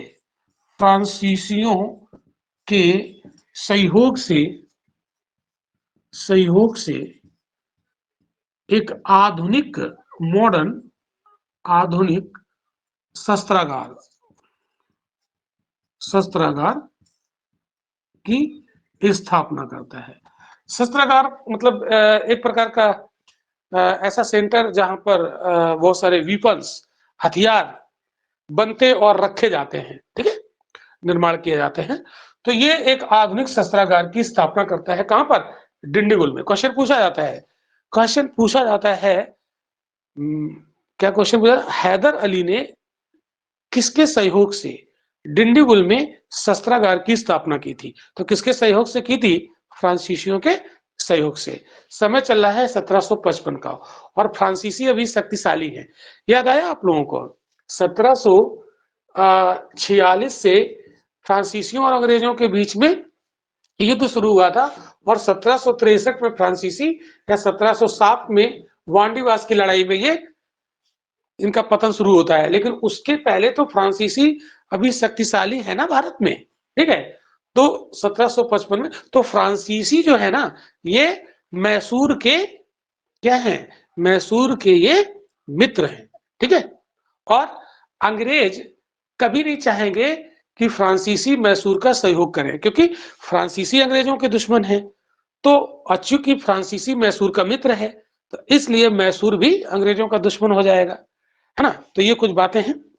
तो यहाँ पर हैदर अली क्या करता है? 1760-61 में ये नंजराज को हटाता है और स्वयं मैसूर का शासक बन जाता है। ये मैसूर की रियासत को स्वयं संभाल लेता है। तो 1760 में 60-61 का समय है, 1760-61 में ये मैसूर रियासत का प्रमुख बन जाता है, रियासत का ये क्या बन जाता है? हेड बन जाता है। तो नंजराज को ये हटा देता है, जबकि आपने देखा नंजराज ने ही इसको मौका दिया था। तो जिसने मौका दिया उसी को मौका पाकर ये हटा देता है, सत्ता से वंचित कर देता है, और ये मैसूर का हेड बन जाता है। तो आपने देखा कि इसके एक सैनिक से शासक बनने तक का इसका जो सफर था, वो यहाँ पर आपने देखा। तो अब इसमें देखेंगे कि एक दो बातें यहाँ पर हम लोग समझेंगे कि ये 1760 में 61 में कैसे शासक बना। तो उस चीज को यहाँ पर थोड़ा सा समझेंगे। उसके लिए पहले हम आपको एक यहाँ पर मैप बना के दिखाते हैं। उस मैप से हम कुछ चीजें आपको क्लियर करेंगे, और बहुत ध्यान से समझने का प्रयास करिएगा, तभी आप समझ पाएंगे। तो ये हो गया विंध्याचल पर्वत, ठीक है? और उस समय ये वाला जो क्षेत्र है, ये इसको उस समय त्रावणकोर बोला जाता था। क्या बोलते थे? ये है त्रावणकोर। हम थोड़ा साइड में हो जाते हैं ताकि आप लोगों को दिखाई पड़े, ठीक है? तो त्रावणकोर, ये त्रावणकोर रियासत हुआ करती थी, इसको त्रावणकोर रियासत बोलते थे। और इधर ये जो क्षेत्र है, ये गोवा वाला क्षेत्र है, ये है गोवा, ठीक है? इसके अलावा ये वाला जो क्षेत्र है, थोड़ा सा हम लोग ऐसे करके देखें, ये है पौंडीचेरी, ये है पौंडीचेरी, ये पौंडीचेरी, ठीक है? पौंडीचेरी, पौंडीचेरी, पौंडीचेरी डबल आर हो जाएगा, पौंडीचेरी, ठीक? ये हो गया। इसके अलावा ये वाला जो क्षेत्र है, ये है मैसूर, ये वाला क्षेत्र है मैसूर, ठीक? ये हो गया मैसूर। और इसके अलावा ये वाला जो क्षेत्र है, ये लगभग इतना एरिया, ये है निजाम का टेरिटरी, है ना? ये निजाम टेरिटरी है, ये वाली निजाम, हैदराबाद का निजाम, है ना? निजाम टेरिटरी, ये निजाम की टेरिटरी है, ये वाली। और इतना क्षेत्र जो यहाँ वाला आप देख रहे हैं ना, ये वाला, ये है मराठा, ये यहाँ पर है मराठा, ठीक? और ये वाला जो क्षेत्र आप देख रहे हैं, ये है नॉर्दर्न सरकार, उत्तरी सरकार। ये उस समय का पॉलिटिकल मैप है, ठीक है? ये उस समय का पॉलिटिकल मैप है। तो मैं आपसे पूछना चाह रहा हूँ कि ये थोड़ा सा पोजीशन जो हमने बनाई है मैप पर, लोकेशन, ये आपको दिख रही है सही से? बताइए, बोलिए। सर दिख रही है। तो ये थोड़ा सा पॉलिटिकल जो है उस टाइप का, ये आपको देखना पड़ेगा, ठीक? यस अब सर। यहाँ पर एक चीज हम आपको और बताते हैं, तो ये जो दक्कन का क्षेत्र है ना, ये दक्कन, ये है ना, ये दक्षिण भारत का जो क्षेत्र है दक्कन, इसमें जानते हो ये दक्कन का मतलब ये जो मैसूर वाला क्षेत्र है, तो मैसूर पर दावेदार मराठा भी है, ठीक है, मैसूर पर दावेदार निजाम भी है ना, मैसूर पर दावेदार मराठा भी है, मैसूर पर दावेदार निजाम भी है, और मैसूर के मित्र जो दक्कन मतलब यहाँ पर मैसूर, फ्रांसीसी भी यहाँ पर अपना हस्तक्षेप रखते हैं, फ्रांसीसी भी रखते हैं, और इधर से अंग्रेज भी ललचाई दृष्टि से इस दक्कन को देख रहे हैं। तो अब आप देख रहे हैं ना कि ये जो दक्कन है अर्थात जो मैसूर वाला जो रियासत है, ये तो विभिन्न शक्तियों के बीच में एक सैंडविच, इस सैंडविच जैसा आपको दिख रहा होगा, है ना, क्लियर इतनी चीजें। तो दक्कन पर यहाँ पर कौन कौन दावेदार दिख रहे हैं आप लोग देख रहे हैं, इसमें जो हमने यहाँ पर बनाया है, ठीक, जी सर। ओके। Yes sir.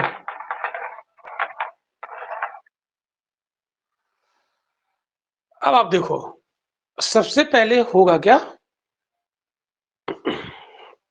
यहाँ पर ये जो मराठा और निजाम के बीच ये संघर्ष का मुद्दा बन जाता है शुरू में, ध्यान से समझना यहाँ पर, ये जो मैसूर है ना, ये निजाम कहता है कि जो मैसूर वाला क्षेत्र है ये पहले मुगलों के अधिकार क्षेत्र में था, और कहता चूंकि मैं मुगल प्रांत का हिस्सा था, मतलब मुगल साम्राज्य का मैं हिस्सा था, इसलिए मैसूर पर मेरा अधिकार होना चाहिए। क्या कह रहा है निजाम, कह रहा है कि जो मैसूर क्षेत्र है ये मुगल साम्राज्य का क्षेत्र था पहले, ठीक है, और चूंकि मैं मुगल साम्राज्य का एक प्रांत हुआ करता था, तो उस नाते मैसूर पर हमारा हक होना चाहिए।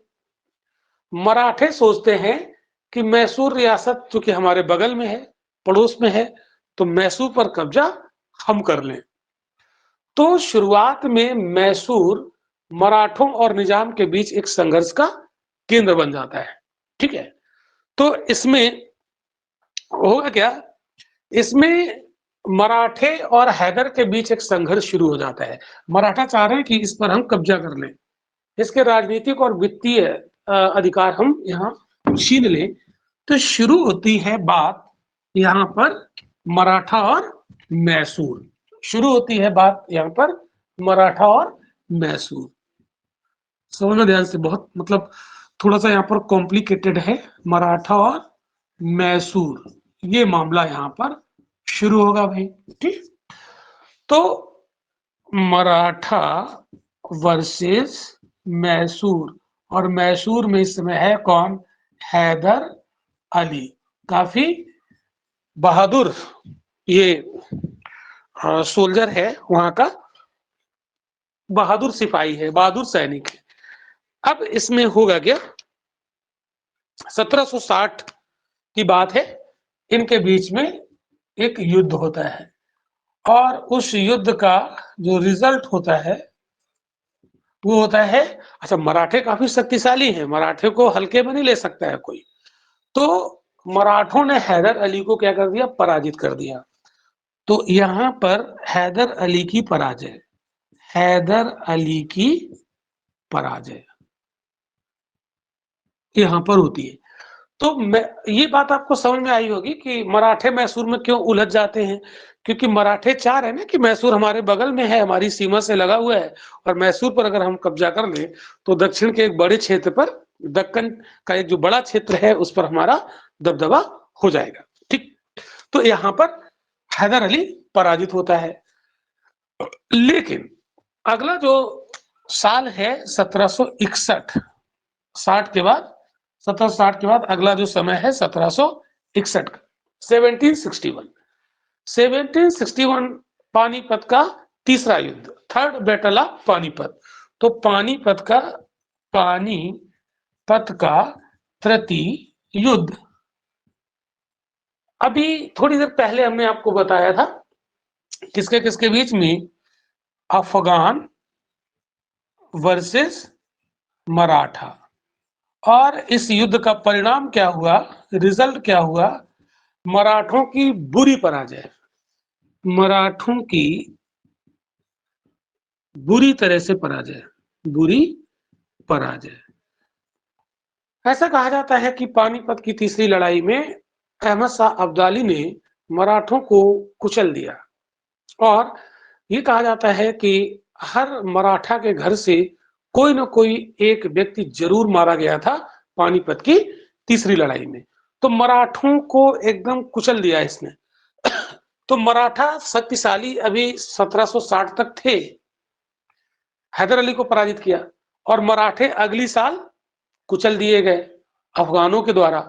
तो ये जो मराठों का कमजोर होना, ये हैदर अली के लिए एक मौका था और हैदर अली 1761 के बाद काफी शक्तिशाली हो गया, मराठों की तरफ से चैलेंज हो गया खत्म।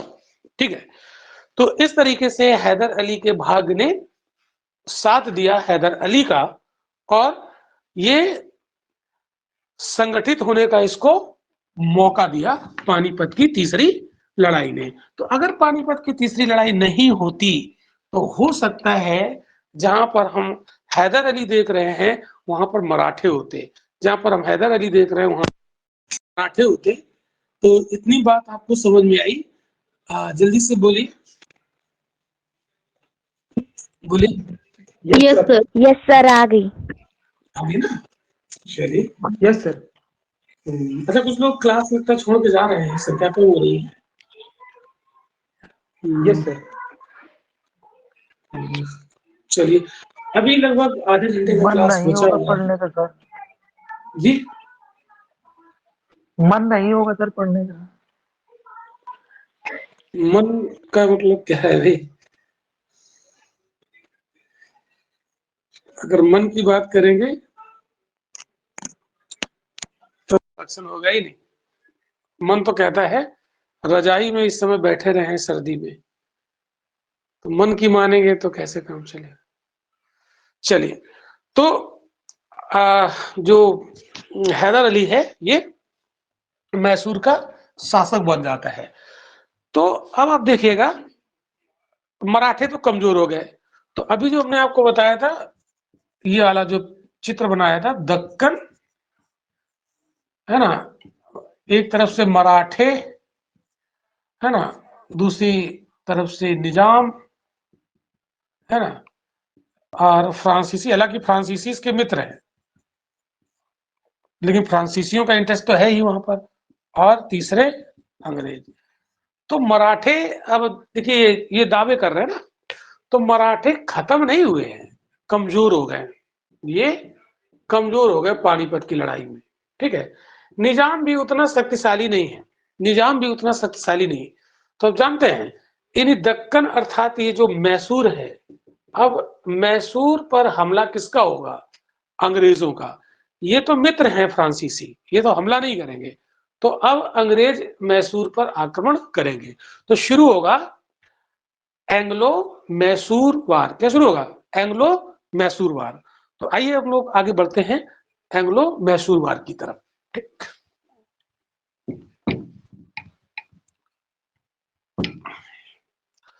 तो 4 हुए हैं टोटल। कितने हुए हैं? 4। तो प्रथम एंग्लो मैसूर वार, प्रथम अंग्रेज, यानी इसको हम आंग्ल लिखेंगे हिंदी में, आंग्ल मैसूर युद्ध। तो फर्स्ट एंग्लो मैसूर वार। तो पहला एंग्लो मैसूर वार शुरू होता है 1767 से 1767 से 1769 एडी। पहला बहुत इंपॉर्टेंट है, बहुत पूछा जाता है, मैचिंग आती है यहां से, ध्यान रखिएगा। तो ये पहला शुरू होगा। कब से कब तक हुआ ये भी पूछेगा, और इसमें क्या क्या हुआ ये भी पूछेगा, कौन सी संधि हुई, ट्रीटी हुई, ये भी पूछेगा। तो पहला एंग्लो मैसूर वार का कारण क्या था, रीजन क्या था? इसका जो कारण था वो अंग्रेजों की महत्वाकांक्षा, अंग्रेजों की महत्वाकांक्षा, अंग्रेजों की महत्वाकांक्षा। अंग्रेज बहुत ज्यादा महत्वाकांक्षी थे और इनकी महत्वाकांक्षा क्या थी? हम मैसूर को जीत लें और जीतकर हम 2 शत्रुओं को यहाँ पर ठिकाने लगा देंगे, मुख्य रूप से एक तो मैसूर को और दूसरा फ्रांसीसियों को।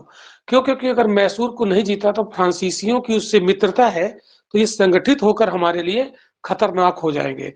तो 2-2 दुश्मनों को यहाँ पर हम डिफीट देंगे और साथ में मराठा और निजाम को भी डिफीट देंगे और भारत में हमारा साम्राज्य भी बड़ा हो जाएगा। तो ये यहाँ पर इनकी महत्वाकांक्षा है। तो अंग्रेजों की आक्रामक नीति का परिणाम था प्रथम आंग्ल मैसूर युद्ध। ठीक है, तो अंग्रेजों की महत्वाकांक्षा ये आक्रामक नीति को यहाँ पर फॉलो करते हैं और अंग्रेज इनके ऊपर हमला बोल देते हैं मैसूर के ऊपर। तो मैसूर में जो हैदर अली होता है ना, हैदर अली ये क्या करता है?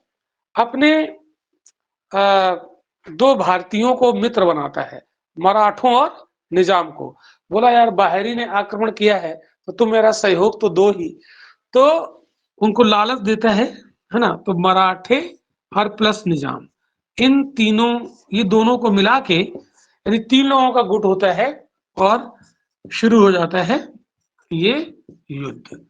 तो पहले युद्ध में हैदर अली की तरफ मराठे और निजाम भी साथ देते हैं। इसका रिजल्ट क्या होता है? इस पहले युद्ध में इसका परिणाम होता है हैदर की विजय, यानी हैदर अली की विजय, हैदर अली की विजय। तो जो पहला युद्ध हुआ एंग्लो मैसूर वार, इसमें हैदर अली डोमिनेंट रहता है, इसकी विजय होती है। इस समय अंग्रेज गवर्नर कौन था जो पहला युद्ध हुआ था? इस समय वारेन हेस्टिंग्स था। तो प्रथम जो आंग्ल मैसूर युद्ध है इसमें कौन है? क्वेश्चन आता है वारेन हेस्टिंग्स। वारेन हेस्टिंग्स ये अंग्रेज गवर्नर है, वारेन हेस्टिंग्स। ठीक, इस समय तो वारेन हेस्टिंग्स के टाइम पर ये होता है और ये जो युद्ध है अभी फाइनल नहीं हुआ है, अभी कोई निर्णय नहीं हुआ है। तो एक संधि हो जाएगी भाई, 67 में शुरू हुआ और 72 तक लड़ रहे हैं, तो इसमें कोई जब निर्णय नहीं हुआ, एक लंबे समय तक लड़ रहे हैं, तो संधि हो जाएगी, समझौता हो जाएगा। तो पहले युद्ध के समय जो संधि होती है उसको मद्रास की संधि कहते हैं। क्या कहते हैं? मद्रास की संधि, ट्रीटी ऑफ मद्रास, ये होती है लास्ट में 1769 में। ठीक है, तो मद्रास की संधि क्वेश्चन आता है, प्रथम एंग्लो मैसूर वार किस संधि से स्टॉप हुआ था? Treaty of Madras. तो मद्रास की संधि में क्या शर्तें हैं? शर्तें कोई खास नहीं है, इसमें अंग्रेज और मैसूर इन दोनों ने समझौता किया कि युद्ध बंद करो यार, और एक दूसरे के जो क्षेत्र हम लोगों ने जीते हैं वापस कर देते हैं। तो इस संधि के तहत एक दूसरे के द्वारा जीते हुए क्षेत्रों को रिटर्न कर दिया गया और प्रथम एंग्लो मैसूर वार यहाँ पर स्टॉप हो जाता है। लेकिन हैदर अली कहता है कि अब एक क्षेत्र तुम्हारा नहीं देंगे, करूर का क्षेत्र। तो एक क्षेत्र है करूर का क्षेत्र, करूर क्षेत्र, ये पूछेगा नहीं आपसे इतना डीप।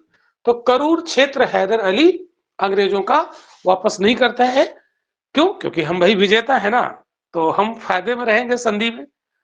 तो एक दूसरे के क्षेत्र को वापस कर दिया, लेकिन हैदर अली ने करूर क्षेत्र वापस नहीं किया और इस तरीके से प्रथम एंग्लो मैसूर वार बिना किसी निर्णय के रुक जाता है। लेकिन अंग्रेज तब तक चैन नहीं लेंगे जब तक कि ये मैसूर को खत्म नहीं करेंगे। ये फिर मौका देखेंगे और ये फिर से एक बार युद्ध करेंगे, तो वहां पर होगा दूसरा एंग्लो मैसूर वार। तो जो सेकंड एंग्लो मैसूर वार है ना, सेकंड वार जो होगा वो होगा 1780 से 84 तक, 1780 से 84। अब बात 10 से 15 मिनट में क्लास ओवर होगा। 1780 से 84, इसका भी कारण क्या है? अंग्रेजों की महत्वाकांक्षाएं यहां भी है। कारण अंग्रेजों की महत्वाकांक्षा, महत्वाकांक्षाएं। अब किसी की महत्वाकांक्षा को तो सेटिस्फाइड नहीं किया जा सकता है, तो इन्होंने क्या किया इस महत्वाकांक्षा में, देखो थोड़ा सा हम आपको बताते हैं यहाँ पर मैप के माध्यम से। तो ये है लगभग, ये गोवा हो गया और ये त्रावणकोर हो गया और ये रहा मैसूर, ये मैसूर। तो मैसूर में यहाँ पर पड़ता था माहे, क्या पड़ता था, माहे, और ये मैसूर रियासत के अंतर्गत आता था मैसूर, है ना। और माहे पर अधिकार किसका था, फ्रांसीसियों की बस्ती थी, आपको पढ़ाया था माहे पर किसकी बस्ती थी, फ्रांसीसी, ये फ्रांसीसी बस्ती थी माहे, और जो किस रियासत के सीमा के अंदर थी, मैसूर रियासत के अंदर। तो यहाँ पर फ्रांसीसियों का कब्जा था, लेकिन मैसूर को फ्रांसीसियों से कोई दिक्कत नहीं थी। क्यों नहीं दिक्कत थी, क्योंकि जो फ्रांसीसी थे वो मैसूर के मित्र थे, ठीक है। तो हुआ क्या, अंग्रेजों ने क्या किया, अपनी इन महत्वाकांक्षाओं को पूरा करने के लिए अंग्रेजों ने माही पर कब्जा कर लिया, माही पर कब्जा किया। तो जब माही पर कब्जा किया, माही पर अटैक कर दिया, तो भले ही वो फ्रांसीसी बस्ती है और फ्रांसीसी मैसूर के मित्र हैं, तो मैसूर का शासक हैदर अली फ्रांसीसियों का पक्ष लेगा, फेवर लेगा, बिल्कुल लेगा। और दूसरा, अगर इसका फेवर नहीं लेगा तो अंग्रेजों का कब्जा माही पर हो जाएगा, और माही तो मैसूर की सीमा में आता है, तो वो हैदर अली को सीधा सीधा चैलेंज होगा, ठीक है। तो इसलिए जब अंग्रेजों ने फ्रांसीसी बस्ती माहे पर कब्जा किया, आक्रमण किया, तो ये डायरेक्ट हैदर अली को चैलेंज था। तो हैदर अली अपनी सेना को लेकर आ जाता है और शुरू हो जाता है द्वितीय एंग्लो मैसूर वार, शुरू होता है सेकेंड एंग्लो मैसूर वार। तो चलिए, बात आपको समझ में आ गई होगी। तो इसमें क्या हुआ, ये 1780 में हैदर अली अपनी सेना लेकर कर्नाटक पर आक्रमण कर देता है। तो 1780 में हैदर अली कर्नाटक पर आक्रमण करता है, कर्नाटक पर आक्रमण। आप कहेंगे सर कर्नाटक पर आक्रमण क्यों किया, तो कर्नाटक अंग्रेजों के आधिपत्य में है, आपको मैं पढ़ा चुका हूं, कर्नाटक वार याद आया होगा, ठीक है। तो ये हैदर अली आक्रमण कर देता है कर्नाटक पर, और इस आक्रमण का परिणाम क्या होता है, ये कर्नाटक की राजधानी अर्काट पर कब्जा कर लेता है। अर्काट पर कब्जा, किसका कब्जा, हैदर अली अर्काट पर कब्जा कर लेता है। अर्काट क्या है, कर्नाटक की राजधानी, इस पर ये कब्जा कर लेता है, ठीक। और अंग्रेज जनरल बेली, यहाँ पर अंग्रेज जनरल कौन होता है, बेली, उसको ये पराजित कर देता है, ठीक है, बेली को। हालांकि अंग्रेज जनरल के नाम को याद रखने की जरूरत नहीं है। फिर यहाँ पर 1781 में अगली साल एक युद्ध होता है, ये 1780 की बात है। 1781 में एक फिर युद्ध होता है, ठीक है, 1781 अगली साल फिर एक लड़ाई होती है, जिसको कहते हैं हम लोग पोर्टो नोवा की लड़ाई, बहुत इंपॉर्टेंट है, पोर्टो नोवा की लड़ाई, बैटल ऑफ पोर्टो नोवा की लड़ाई। अब ये जो पोर्टो नोवा की लड़ाई है, ये काफी इंपॉर्टेंट है, पूछा जाता है पोर्टो नोवा। तो पोर्टो नोवा की लड़ाई मैं यहाँ पर लिखता हूँ, चूंकि नीचे जगह नहीं है, इसको मैं रफ कर लेता हूँ। तो इसको हम लोग ऊपर की तरफ लेकर चलते हैं। तो पोर्टो नोवा की लड़ाई, परिणाम क्या होगा कि पोर्टो नोवा की लड़ाई किसके किसके बीच में होगी, हैदर वर्सेस अंग्रेज, हैदर वर्सेस अंग्रेज ये होती है। और इस समय अंग्रेज जनरल होता है आयरकूट। तो अंग्रेज जनरल कौन होता है यहाँ पर, आयरकूट, ठीक है। आयरकूट काफी योग्य अंग्रेज जनरल है आयरकूट, इसलिए आयरकूट क्या करता है, इस हैदर अली को पराजित कर देता है। तो हैदर अली यहाँ पर हो जाता है पराजित, हैदर अली यहाँ पर क्या हो जाता है, पराजित हो जाता है। एक क्वेश्चन पूछा जाता है जो काफी इंपॉर्टेंट है कि आयरकूट, अंग्रेज जनरल आयरकूट ने हैदर अली को किस लड़ाई में पराजित किया था, तो आंसर क्या हो जाएगा? कौन सी लड़ाई है वो? पोर्टो नोवा की लड़ाई, जो द्वितीय एंग्लो मैसूर वार के दौरान हुई थी 1781 में। क्लियर? अब हैदर अली यहां पर पराजित हो जाता है, लेकिन हैदर अली हार मानने वाला नहीं है। ये भी फिर अगली साल 82 में उलट के वार करता है। तो 1782 अगला, आप देख रहे हैं लगातार युद्ध चल रहा है, 1780, 81, 82। ठीक है, तो पहली बार 80 में हैदर अली जीता, 81 में हैदर अली हार गया, फिर 1782 में फिर हैदर अली यहाँ पर अंग्रेजों को पराजित करेगा। तो 1782 में फिर से अंग्रेज सेना को पराजित किया। तो 1782 में फिर से हैदर वर्सेस अंग्रेज, हैदर वर्सेस अंग्रेज, फिर से ये लड़ाई होती है और इसका रिजल्ट क्या होता है? इसमें हैदर अली की विजय, हैदर अली की विजय, हैदर अली की विजय हो जाती है। लेकिन ये विजय के बावजूद भी ये युद्ध में काफी ज्यादा घायल हो जाता है, इसलिए इसकी दिसंबर 1782 में डेथ हो जाती है। ठीक है, तो 7 दिसंबर 1782 में घायल होने की वजह से, घायल होने की वजह से विजय तो हुआ, लेकिन 7 दिसंबर 1782 को मृत्यु हो जाती है हैदर अली की, हैदर अली की डेथ हो जाती है। जब हैदर अली की डेथ हो जाती है तो हैदर अली का लड़का टीपू तुरंत युद्ध की कमान अपने हाथ में लेता है। तो अभी युद्ध ये जारी रहेगा। तो दूसरा जो युद्ध था एंग्लो मैसूर वार, उसको हैदर अली और टीपू दोनों उसे लीड करते हैं, उस युद्ध में दोनों भाग लेते हैं। ठीक, तो इसके बाद हैदर अली के बाद मतलब टीपू सुल्तान युद्ध को जारी रखता है ना। तो टीपू के द्वारा युद्ध जारी रहता है और ये युद्ध चलता है 1784 तक, है ना। और 1784 तक युद्ध चलता है, लेकिन युद्ध में कोई डिसीजन नहीं होता है, कोई निर्णय नहीं होता है। तो यहाँ पर एक ट्रीटी होती है जिसको ट्रीटी ऑफ मंगलौर, यानी मंगलौर की संधि। तो इस युद्ध को रोकने के लिए एक संधि होती है, मंगलौर की संधि, 1784, बहुत इंपॉर्टेंट है मंगलौर की संधि। अब इस संधि में क्या हुआ इसे आपको जानना पड़ेगा। तो संधि की शर्तें क्या थी? संधि की शर्तें कुछ यहाँ पर खास नहीं है। एक दूसरे के विजित प्रदेशों को वापस कर दिया गया, मतलब एक दूसरे के द्वारा जो भी क्षेत्र जीते गए कहते भैया वापस कर लो और युद्ध को रोक लेते हैं। तो एक प्रकार का ये यहाँ पर समझौता हो जाता है।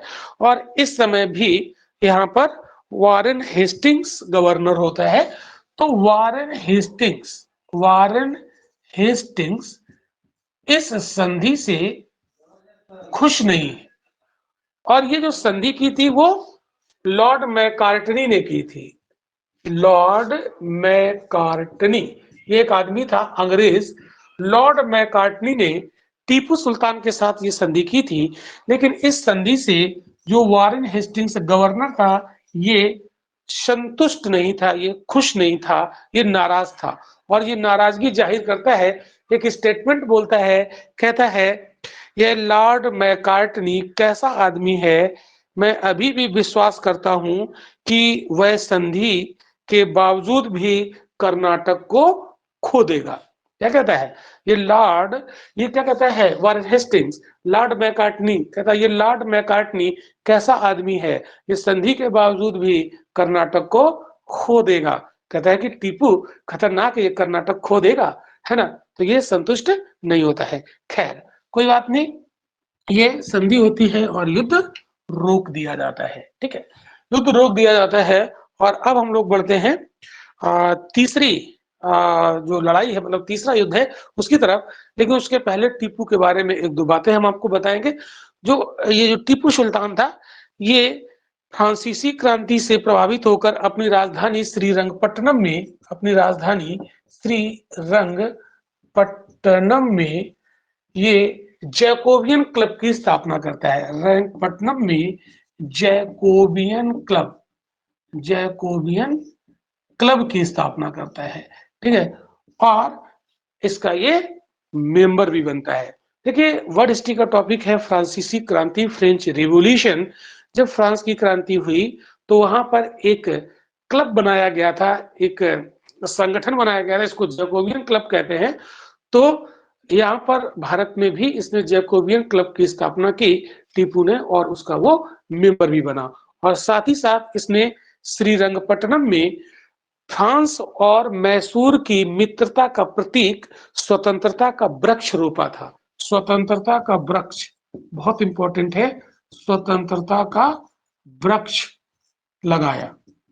ये जो स्वतंत्रता का वृक्ष था, ये मैसूर और फ्रांस की मित्रता का प्रतीक है। फ्रांस की मित्रता का प्रतीक कहता है कि फ्रांस और मैसूर मित्र हैं। तो ये स्वतंत्रता का वृक्ष, एक्चुअल में जो फ्रांस की क्रांति हुई थी वो स्वतंत्रता को लेकर हुई थी, ठीक है। तो स्वतंत्रता जो नारा था वो फ्रांस की क्रांति का नारा था।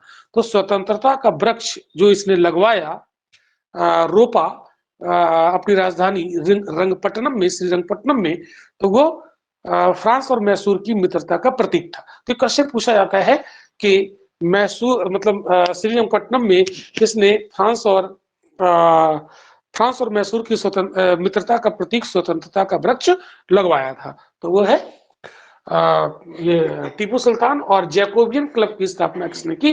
वो है टीपू सुल्तान। अब देखिएगा, जो तीसरा एंग्लो मैसूर वार होता है वो कैसे होता है और क्या उसकी बैकग्राउंड है? तो थर्ड एंग्लो मैसूर वार, ठीक है, ये 1790 से 92 एडी में चला है। 1790 से 92, तो 1790 से 92 में ये चला। कारण क्या है? कारण क्या है?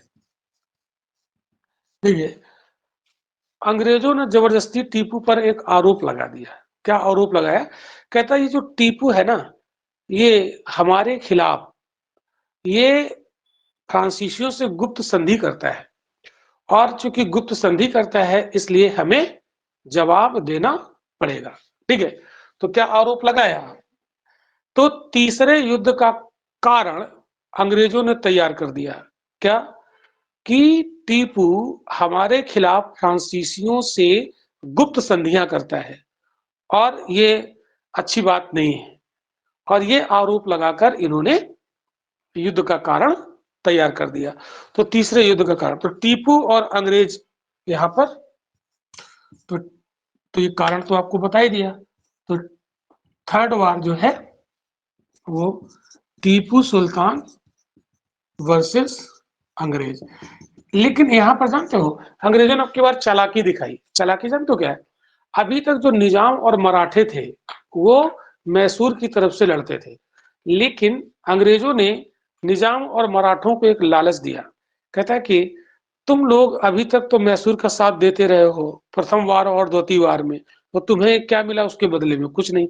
अगर अब की बार तुम हमारा सहयोग करो तो जो हम मैसूर क्षेत्र जीतेंगे वो सब हम लोग मिल बांट लेंगे।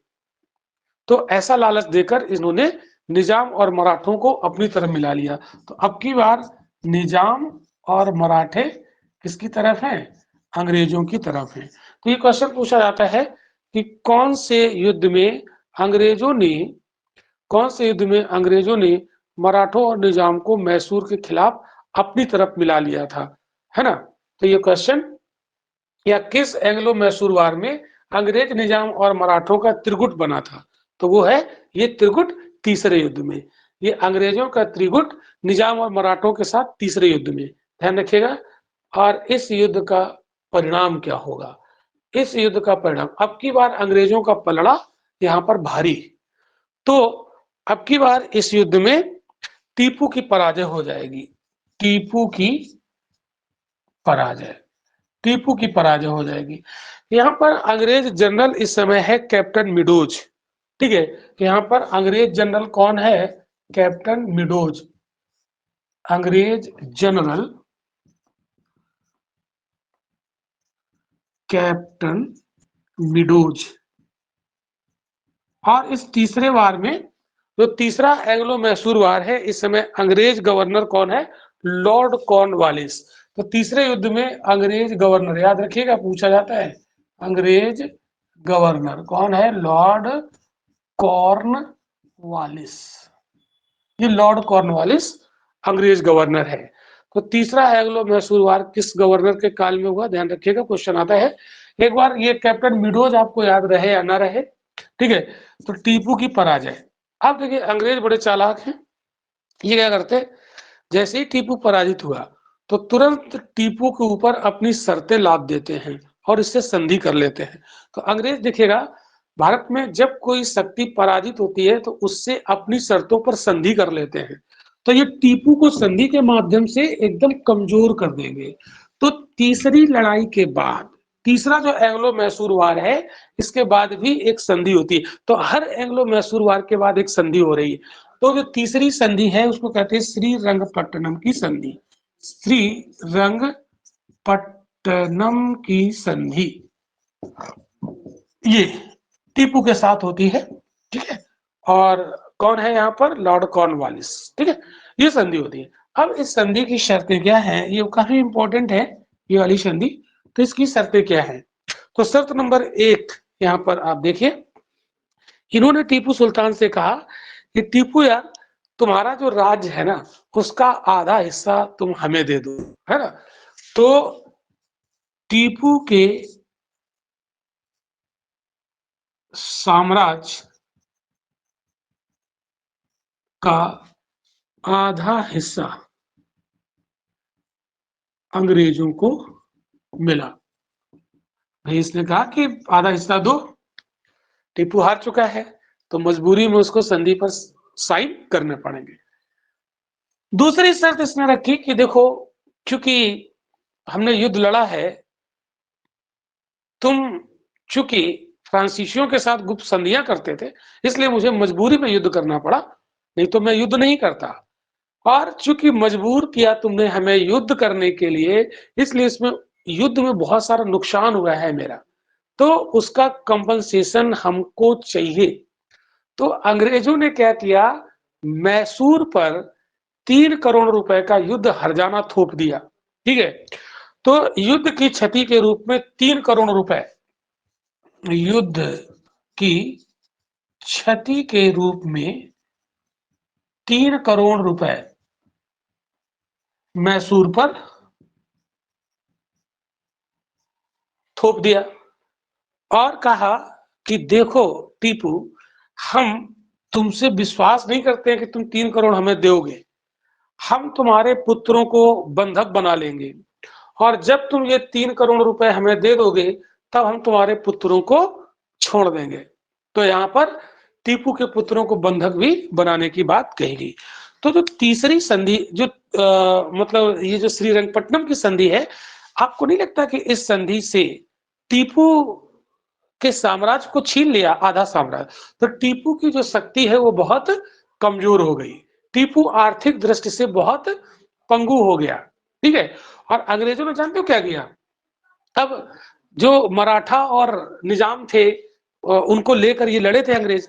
तो मराठा और निजाम कहते हैं कि भैया हमारा हिस्सा दे दो, चूंकि तुमने कहा था, हमारा भी हिस्सा दो, चूंकि तुमने कहा था कि जो हम जीतेंगे वो हम सब बांट लेंगे। तो अंग्रेज कहते हैं हाँ हाँ बिल्कुल तुम्हें मिलेगा। तो अंग्रेजों ने जानते क्या किया, जो 1/2 हिस्सा मैसूर रियासत से प्राप्त किया था वो मराठों और निजाम को दिया, तो लेकिन बंजर क्षेत्र दे दिया, बंजर जो कम उपजाऊ है, कम महत्वपूर्ण क्षेत्र उनको दे दिया। और ये जो लॉर्ड कॉर्नवालिस होता है ये कहता है बड़े गर्व के साथ कि मैं अपने मित्रों को शक्तिशाली बनाए बिना अपने शत्रु को हमने पंगु बना दिया। मतलब हमने अपने मित्रों को शक्तिशाली बनाए बिना अपने शत्रु को कमजोर कर दिया, पंगु कर दिया। तो मित्र इसके कौन है, मराठा और निजाम, उनको कम इंपॉर्टेंट क्षेत्र दिया तो वो मित्र भी इसके शक्तिशाली नहीं हुए, और शत्रु जो टीपू है वो तो बिल्कुल पंगु हो ही गया क्योंकि उसका हमने आधा क्षेत्र छीन लिया। तो ये तीसरा युद्ध हुआ। इसके बाद एक लास्ट और बचता है चौथा, चतुर्थ आंग्ल मैसूर युद्ध, ठीक है, चौथा एंग्लो मैसूर वार। अब देखिएगा जो चतुर्थ मैसूर के साथ जो युद्ध हुआ है एंग्लो मैसूर वार, इसमें जानते हो इसमें क्या है, तो फोर्थ एंग्लो मैसूर वार। अब इसमें टीपू परेशान हो गया, टीपू को लगा कि लगता है अब हम हार जाएंगे और हमारा साम्राज्य चला जाएगा। तो टीपू बौखला जाता है और इस युद्ध के पहले ये क्या करता है, कुछ अंतरराष्ट्रीय सहयोग मांगता है। तो टीपू अंतरराष्ट्रीय सहयोग मांगता है, अंतरराष्ट्रीय सहयोग, और इस सहयोग के लिए पत्र व्यवहार करता है विभिन्न देशों के साथ जिनको ये अपना मित्र समझता है। तो ये अरब, काबुल, मॉरिशस, अरब, काबुल,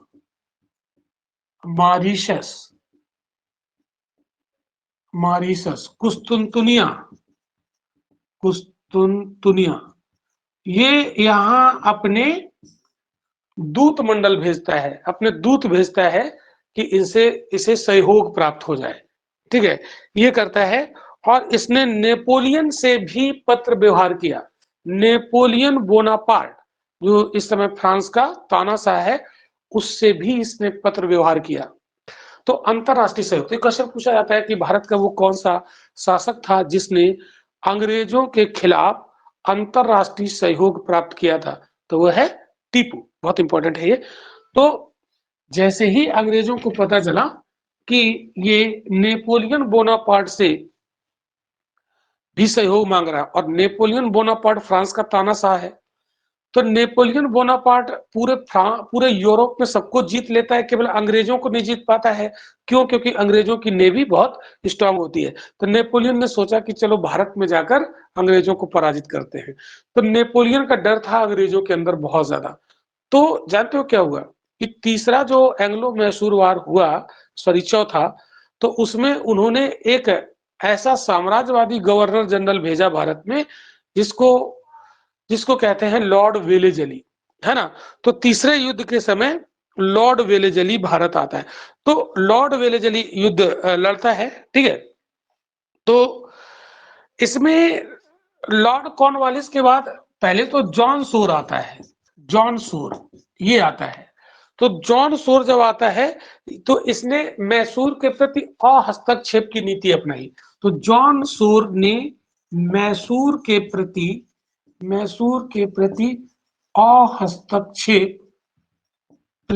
अहस्तक्षेप लेसेस-फेयर की नीति अपनाई। तो ये जॉन सोर आता है, तो जॉन सोर कोई हस्तक्षेप कर ही नहीं रहा मैसूर में। तो फिर लॉर्ड वेलेजली को भेजा गया, क्योंकि वही एक ऐसा गवर्नर जनरल था जो समस्या का समाधान कर सकता है। तो ये क्वेश्चन पूछा जाता है वो कौन सा अंग्रेज गवर्नर था जिसने मैसूर के प्रति हस्तक्षेप की नीति अपनाई, वो था जॉन सोर। और जॉन सोर के बाद आएगा लॉर्ड वेलेजली। अब लॉर्ड वेलेजली क्या करेगा, ये मैसूर में इसने फिर से हस्तक्षेप करना शुरू किया। क्यों? क्योंकि भेजा ही इसलिए गया था जिससे कि वो मैसूर को फाइनली निकल जाए। तो अब यहाँ पर क्या होगा, जो तीसरा युद्ध हो, ये चौथा जो होगा वो है 1799 है। चौथा कब हुआ? 1799 में। अब इसमें क्या हुआ देखिए, आइए इसके लिए एक स्ट्रक्चर बनाते हैं। ये है टीपू, ठीक है, टीपू। और टीपू पर आक्रमण होता है, एक तरफ से आक्रमण करता है जनरल स्टुअर्ट,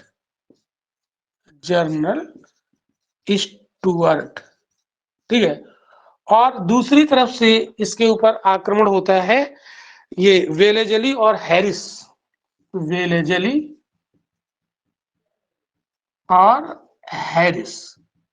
ये आक्रमण दो तरफ से होते हैं इसके ऊपर, ठीक है। टीपू के ऊपर दो तरफ से आक्रमण होते हैं, और इस आक्रमण का ये मुकाबला नहीं कर पाता है। तो इसका रिजल्ट क्या होता है, टीपू लड़ता हुआ मारा गया, लड़ता हुआ मारा गया। तो मैसूर का जो गौरवशाली इतिहास है उसको किसने समाप्त किया? कौन सा गवर्नर जनरल था? Lord Wellesley, most important. तो मैसूर को अंग्रेजी साम्राज्य में किसने मिलाया? लॉर्ड वेलेस्ली ने। ठीक है, तो अंग्रेजों ने मैसूर की गद्दी पर फिर से वोडेयार वंश के एक बालक कृष्णराज को गद्दी पर बिठा दिया और संपूर्ण मैसूर को अपने अंग्रेजी साम्राज्य में मिला लिया। ठीक है, तो इसने मैसूर को जीतने की खुशी में आयरलैंड का जो लॉर्ड समाज था, लॉर्ड सोसाइटी, उसने वेलेस्ली को मार्क्विस की उपाधि दी। क्या उपाधि दी? मार्क्विस। मार्क्विस की उपाधि दी इसको। ठीक है, तो इस तरीके से ये हमारा जो मैसूर था वो भी खत्म हुआ। तो ये चारों एंग्लो मैसूर वार है ना, किसमें कौन सी फेमस लड़ाइयां हुई, कौन सी ट्रीटी हुई, ये सब मैचिंग में क्वेश्चन पूछे जाते हैं। बहुत इंपॉर्टेंट टॉपिक था, लंबा क्लास आज चला। आज हमने 2 टॉपिक कवर किए, अवध और पूरा मैसूर, विधिवत तरीके से। तो क्लास कैसा रहा, इसमें आप व्हाट्सएप पे मैसेज जरूर सभी लोग करें, कर रहे हैं तो उनको पता चले कि हम क्या खो रहे हैं। तो व्हाट्सएप पे मैसेज करेंगे और वॉइस चैट में बताइए कैसा रहा, सब कुछ समझ में आया? सर जी सर, कुछ अच्छे से समझ में आ रहा है। मार्क्विस की उपाधि किसने दी थी सर? लॉर्ड सोसाइटी, जो यूरोप में, ब्रिटेन में एक लॉर्ड सोसाइटी थी, लॉर्ड समाज है ना, तो उसको लॉर्ड एक सोसाइटी हुआ करती थी, और जैसे लॉर्ड वेलेस्ली एक लॉर्ड सोसाइटी से बिलोंग करते थे, तो उन्होंने इसको मार्क्विस की उपाधि दी थी। सर इसी के बाद हाउस ऑफ लॉर्ड्स बनाया गया था इंग्लैंड में, इंग्लैंड की पार्लियामेंट जी? में। नहीं, सर ऐसा कुछ नहीं। इंग्लैंड की पार्लियामेंट में ऐसा भी नहीं था? नहीं, ऐसा कुछ नहीं। ठीक है, ठीक। तो क्लास काफी लंबा हो गया और आप लोग व्हाट्सएप पर जरूर मैसेज करेंगे क्लास कैसा रहा आज का। बहुत मेहनत ओके से सर। बहुत लंबा क्लास आपको आया गया। तो चलिए हम लोग मिलते हैं फिर अगली क्लास में कल। धन्यवाद।